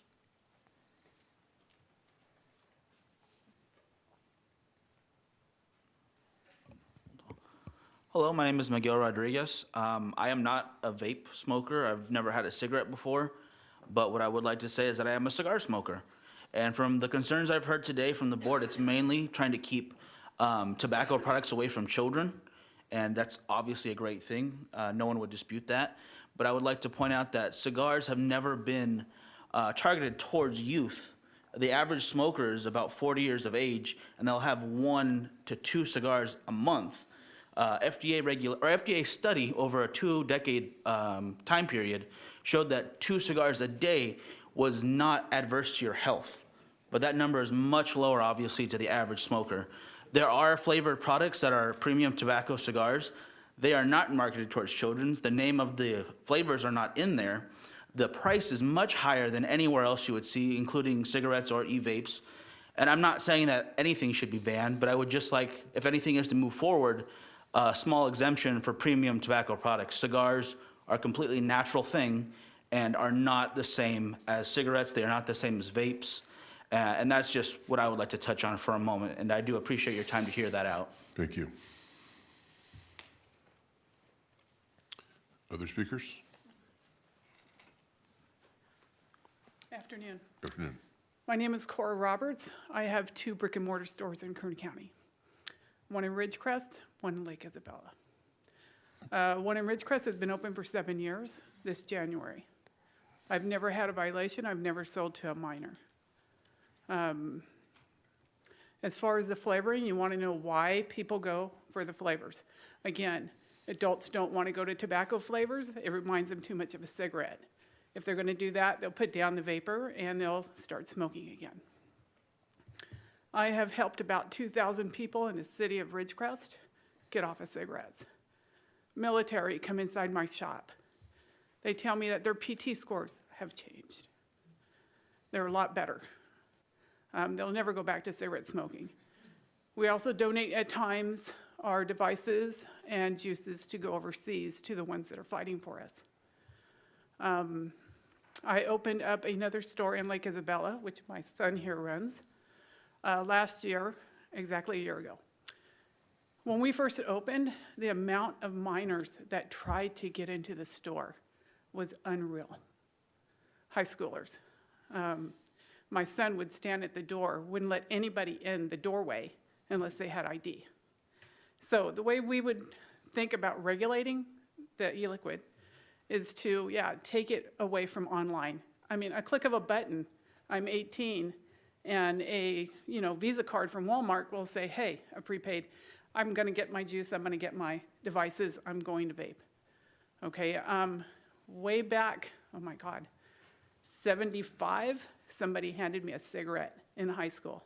Worst thing I ever did was listen to that person. I've smoked for 33 years. I now vape for 7. I've never had any illness after vaping. Every year I have a physical. The doctor says my lungs sound like a non-smoker. On top of that, I have physicians sending patients to me that have asthma or have COPD. They can only use their inhalers once or twice a day. So they send them to us to get on a flavored liquid that is zero nicotine and a small device to help them out. You have something to say? Yeah, when it comes to the,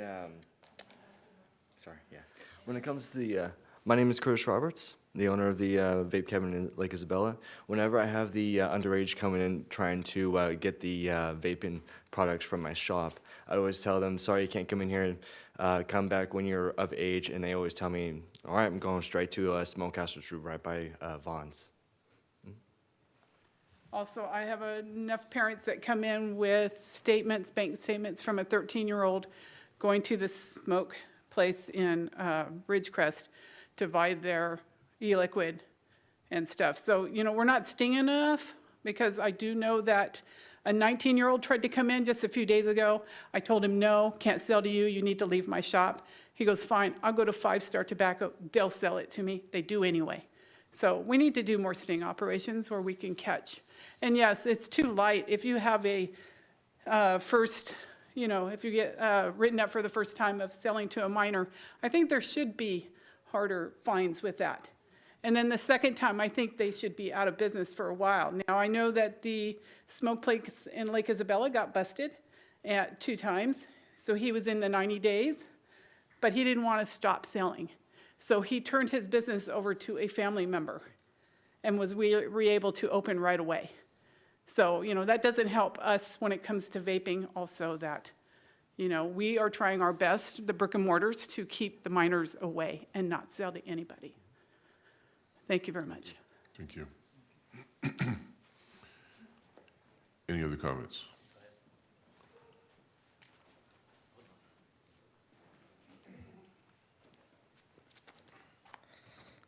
Hello, my name is Mohammed Zandani. I'm here on behalf of 1,000 Vapors in the community. As we are all aware, we know vaping is the biggest topic in the nation right now. How did this all start? Currently, there has been a spike in tragic deaths. 1,888 people in the U.S. have been reported to be ill, and 37 confirmed deaths. Unfortunately, the outbreak has disrupted the vaping industry, which we know has been directly from illicit black market THC cartridges. THC is present in most of the samples tested by the FDA, and most patients report a history of using THC-contained products. The latest national and state findings suggest THC, particularly those obtained off the street or from other informal sources like friends, family, illicit dealers, are linked to most of the cases and play a major role in the outbreak. In fact, not even once on the CDC or FDA website does it even mention flavored nicotine products causing anyone to go to a hospital or dying. This isn't very surprising since there is 13 million vapors worldwide for almost a decade safely without any issue. That is 13 million lives saved that have given up combustible tobacco. There's roughly another 36 million that need to do so, and they will with tobacco-flavored products. Here's some facts for you. More than 15 million Americans are living with a disease caused by smoking cigarettes. For every person who dies because of smoking, at least 30 live with a serious smoke-related illness. Worldwide tobacco use causes more than 7 million deaths per year. If this pattern of smoking does not change, that will increase to 8 million a year by 2030. 5.6 of today's Americans of age are expected to die from smoke-related illnesses. And when we say smoke-related, we're talking about cigarettes. Each day, about 2,000 people younger than 18 smoke their first cigarette. It's truly sad to see what is going on. CDC has come out and said what the contaminant was vitamin E acetate. Vitamin E is an oil. You can't mix oil into e-juice. CDC is doing a poor job informing the media, the public, on what the cause is, and it is causing a big panic nationally. It's tragic. People are switching back to cigarettes. People are getting misinformed, and people are still using illegal THC cartridge. The vaping community does not want kids vaping. Banning flavors will not give you the results you want. Banning flavors will give you a horrible crisis that will be unregulated in the black market. It is when you prohibit a product that the unregulated black market emerges to satisfy the demand. People tend to hide behind children. This flavor ban you're talking about isn't going to help out. We all know children will try what they want. This is well established, and there has to be boundaries set for them and has to be stricter guidelines.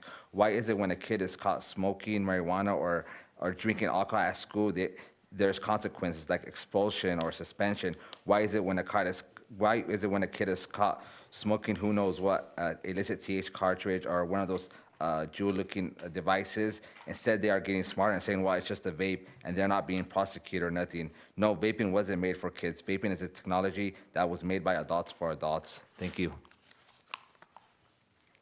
Thank you. Any other speakers?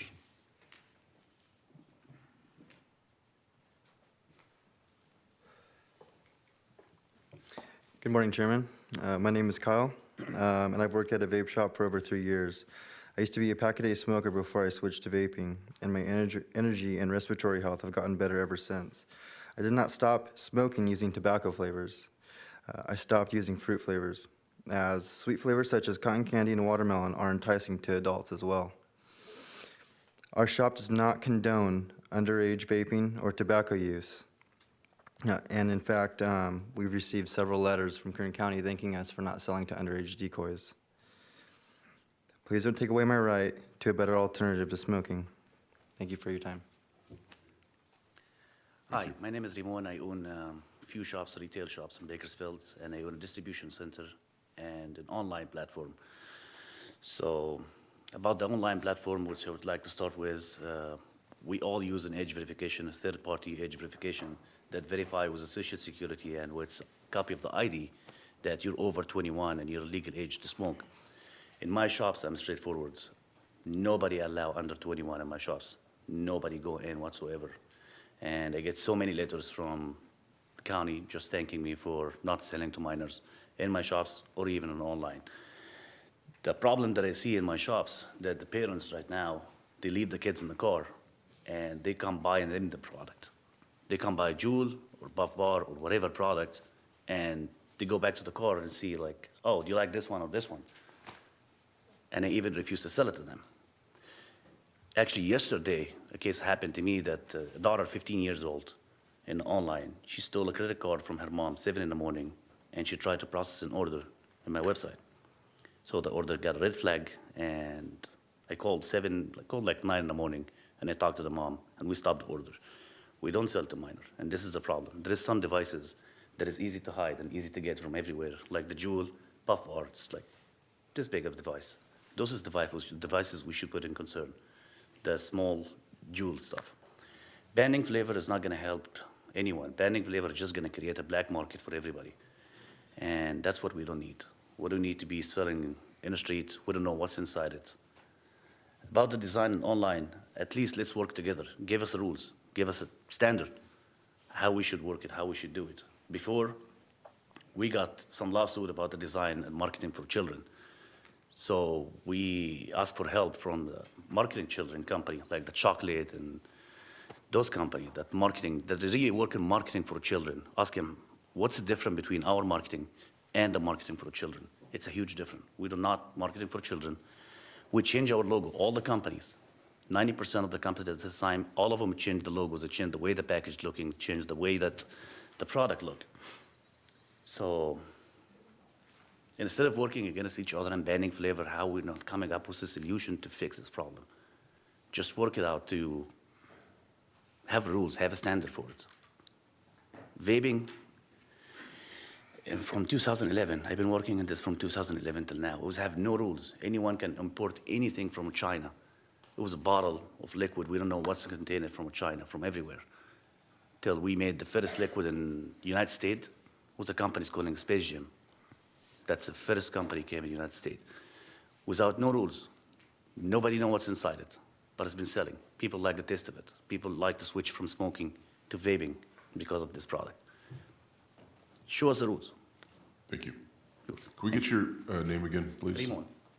Can you spell it for us? R-E-M-O-N, Hanna, H-A-N-N-A. Thank you. Thank you.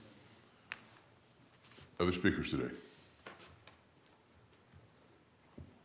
Okay, seeing none, I'm going to return to the board. Staff have any comments you want to make before we talk about it? Okay. Board, what's your pleasure on this? Supervisor Perez. Thank you, Chairman. I'm realizing, Mr. Constantine, that I don't know as much about this subject as I thought I did. And I really find many of the speakers to be compelling today. regarding the role that vaping appears to play in helping folks get away from nicotine. And I had not heard any of that before. I'm not terribly well versed in this subject, and I don't know anyone in the world of vaping. So I'd like to ask, how do you feel about some of the testimony that we received this morning? Do you find that compelling? I don't know any of those speakers, but many of them appeared to be telling the truth and being compelling in some of the more positive components of this issue. So I'm surprised by that, and I'd like to hear your response to what you've heard as well. Supervisor Perez, through the chair, of course, we're interested in improving the health of the community, bottom line, whatever that takes. Vaping is not an FDA-approved cessation method. And more importantly, the FDA has not approved any of those, what we call e-liquids, the liquids that are inhaled. In fact, only recently have they obtained more than 100 samples, and they started to test those samples to see what was in it. So the chemicals that are in it, the chemicals that are created when it's burned before you inhale it are unknown. And of course, as we've mentioned earlier, the California Department of Public Health has taken some very strong action, unlike any other time that we've seen, and said everybody needs to stop vaping until we can figure out what is causing these illnesses. These are hospitalizations. These aren't people that have a cough. They're in the hospitals on ventilators in the ICU for days, if not longer. These are critically ill, younger individuals that we are surprised about. So, yes, we're interested in any method to make people healthier. I'm not sure today if that's the best method. That's very helpful. Thank you. That's all, Chairman. Thank you. I don't have any lights on. Supervisor Gleason. I'll fill the void for a minute. I got a couple just general thoughts, takeaways, 3 of them specifically. First, I'm very interested in promoting a healthy environment for our community. That should be a focus of ours, and anything I can do to help promote a healthy environment, I will support in a positive way. I'm all for that. Secondly, I'd like to enforce existing ordinances. Obviously, if there are ordinances or there are things we're not doing well and we need to do a better job of doing it. I don't know how we do that, but I'm interested in enforcing existing ordinances and rules and regulations to optimize get our desired results. Third big thing that jumps out at me is I don't think government is the answer to the problem. I'm not I don't think you come to the Kern County to get someone to stop smoking in the high school bathroom. That's not our job. I think parents need to be involved in taking a leadership role in the education of their children and assume responsibility for controlling or managing their children's behaviors. So I'm not a big, I'm not in favor significantly of moving government into the restricting people's rights to vape, if that's what they vape tobacco, which is what they want to do. If it was marijuana or something else, it'd be a different story, but that's not exactly the way I'm reading this. So those are my big 3 takeaways. I want to enforce, review how we're enforcing existing ordinances and codes, and I want to promote a healthy environment, and I'm not a big fan of government intervention into something that we don't necessarily need to step into. Thank you. Thank you. Supervisor Scribner. Thank you, Mr. Chairman. Mr. Constantine, in reading your staff report, I see that in fiscal year 2016-17, with our decoys that go to retail stores, 12% sold to the department underage decoy. The following year, 17-18, 8% sold to the department underage decoy. The next year, 2018 and 19, 4% sold to the department age decoy. What does that tell you, those statistics? Well, we're thankful we're seeing a decline in events where within the unincorporated area of the county or any area that has that ordinance that they've adopted, that the sales to underage children has declined for 3 years in a row. Yeah, what do you attribute that to as far as have we ramped up the number of decoys that go out? Are we going to more stores? I mean, is this something that we think is the result of just an education campaign where the stores are getting better? Supervisor Scrivener, through the chair, our program also includes the ability for those that are caught in violation to participate in an interactive corrective action program. And this is where the department works with the store owner to implement corrective actions within the facility so that they stop selling to the underage. I believe that that has had a drastic impact on our rates actually reducing, because we work with them to implement cash register systems where you have to slide the ID card before the sale will actually occur.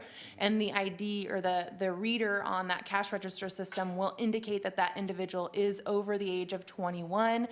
We do provide training for employees of those facilities to reiterate the fact that you have to be over 21 in order to purchase tobacco products. So I believe that that alone has had a substantial impact on those numbers. And when we say tobacco products, does this include the vaping devices as well? Yes, it does. Okay. I think that it's reasonable for us to be concerned about what I'm reading as an increase in children that are using these vaping devices. At the same time, I'm looking at stats that are showing that at least the stores that we're surveying, the occasions where they sell to the decoy is going down. So it looks like we're making a positive impact there. What do you think that this board could do to further drive those numbers down? Supervisor Scrivener, through the chair, you've heard two members of the public bring up an idea of having higher fines or stronger enforcement for those that sell tobacco products to minors. That is certainly something we could consider. And if that dissuades them from selling to children, then we would support that. So that's one idea that two members brought up for us. I think just the awareness and the recognition that this is not allowed and that presents a risk is important. But although the numbers in these last 3 years have come down, we're worried those could change again. We've seen some wild swings in the numbers year to year. It depends on the season, our ability to change up our decoy. We've seen changes based on the type of decoy that we use. I'm not sure that is enough time period yet for me to say this is a success. I'm grateful for the decrease, but there's a lot more work that needs to be done. Yeah, this is where I've come down on this. I think that the testimony from a lot of folks was compelling as far as their use of the flavored vaping devices to quit smoking. I came in here thinking, well, the flavored vaping devices, those are targeted at children, and so perhaps that's something that we need to act on.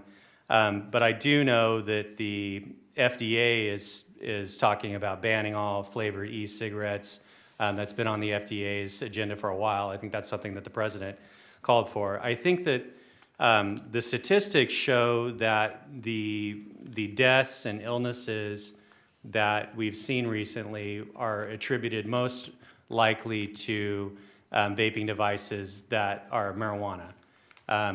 The stats that I've looked up is that out of the 41 million people that the World Health Organization says use e-cigarettes, there's been 805 cases of pulmonary illness recently in the U.S., as noted by the Center for Disease Control, 16 deaths.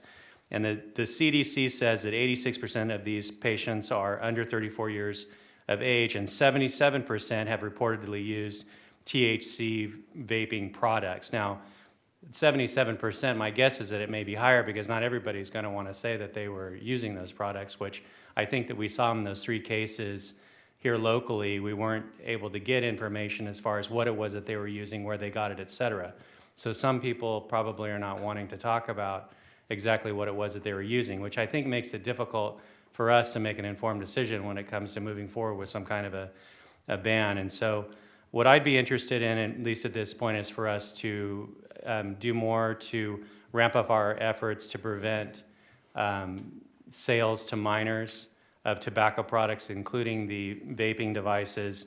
And so that's where I think I'd like your department to concentrate its efforts. And if that includes us increasing the penalties on people who violate our ordinance, then I'm open to that. If it means that your department needs more resources to do that, I'd also be open to that. But I'd like to attack the problem in the direction of doing more to prevent minors from buying the products versus taking away a product that adults are using, from what I understand, in a responsible way that's helping them to improve their health if it is getting them off of traditional combustible cigarettes. Thank you.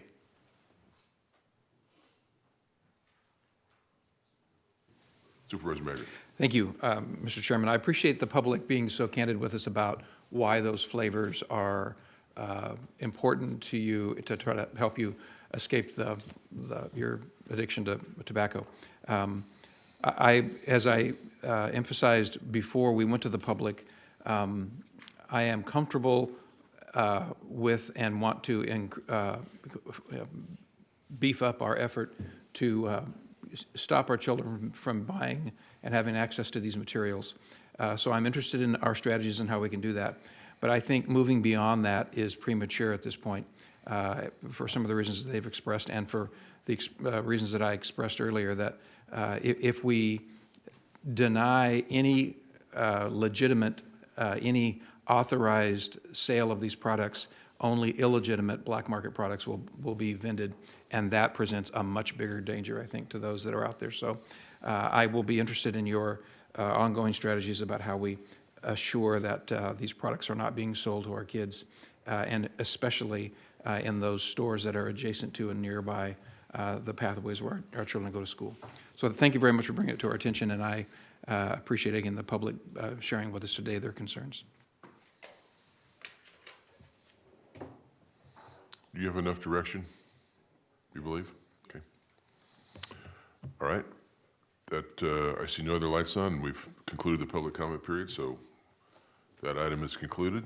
And I think that takes us to the end of our morning agenda, so I need a motion to adjourn to closed session. You have a motion. Without objection, we're adjourned. Thank you.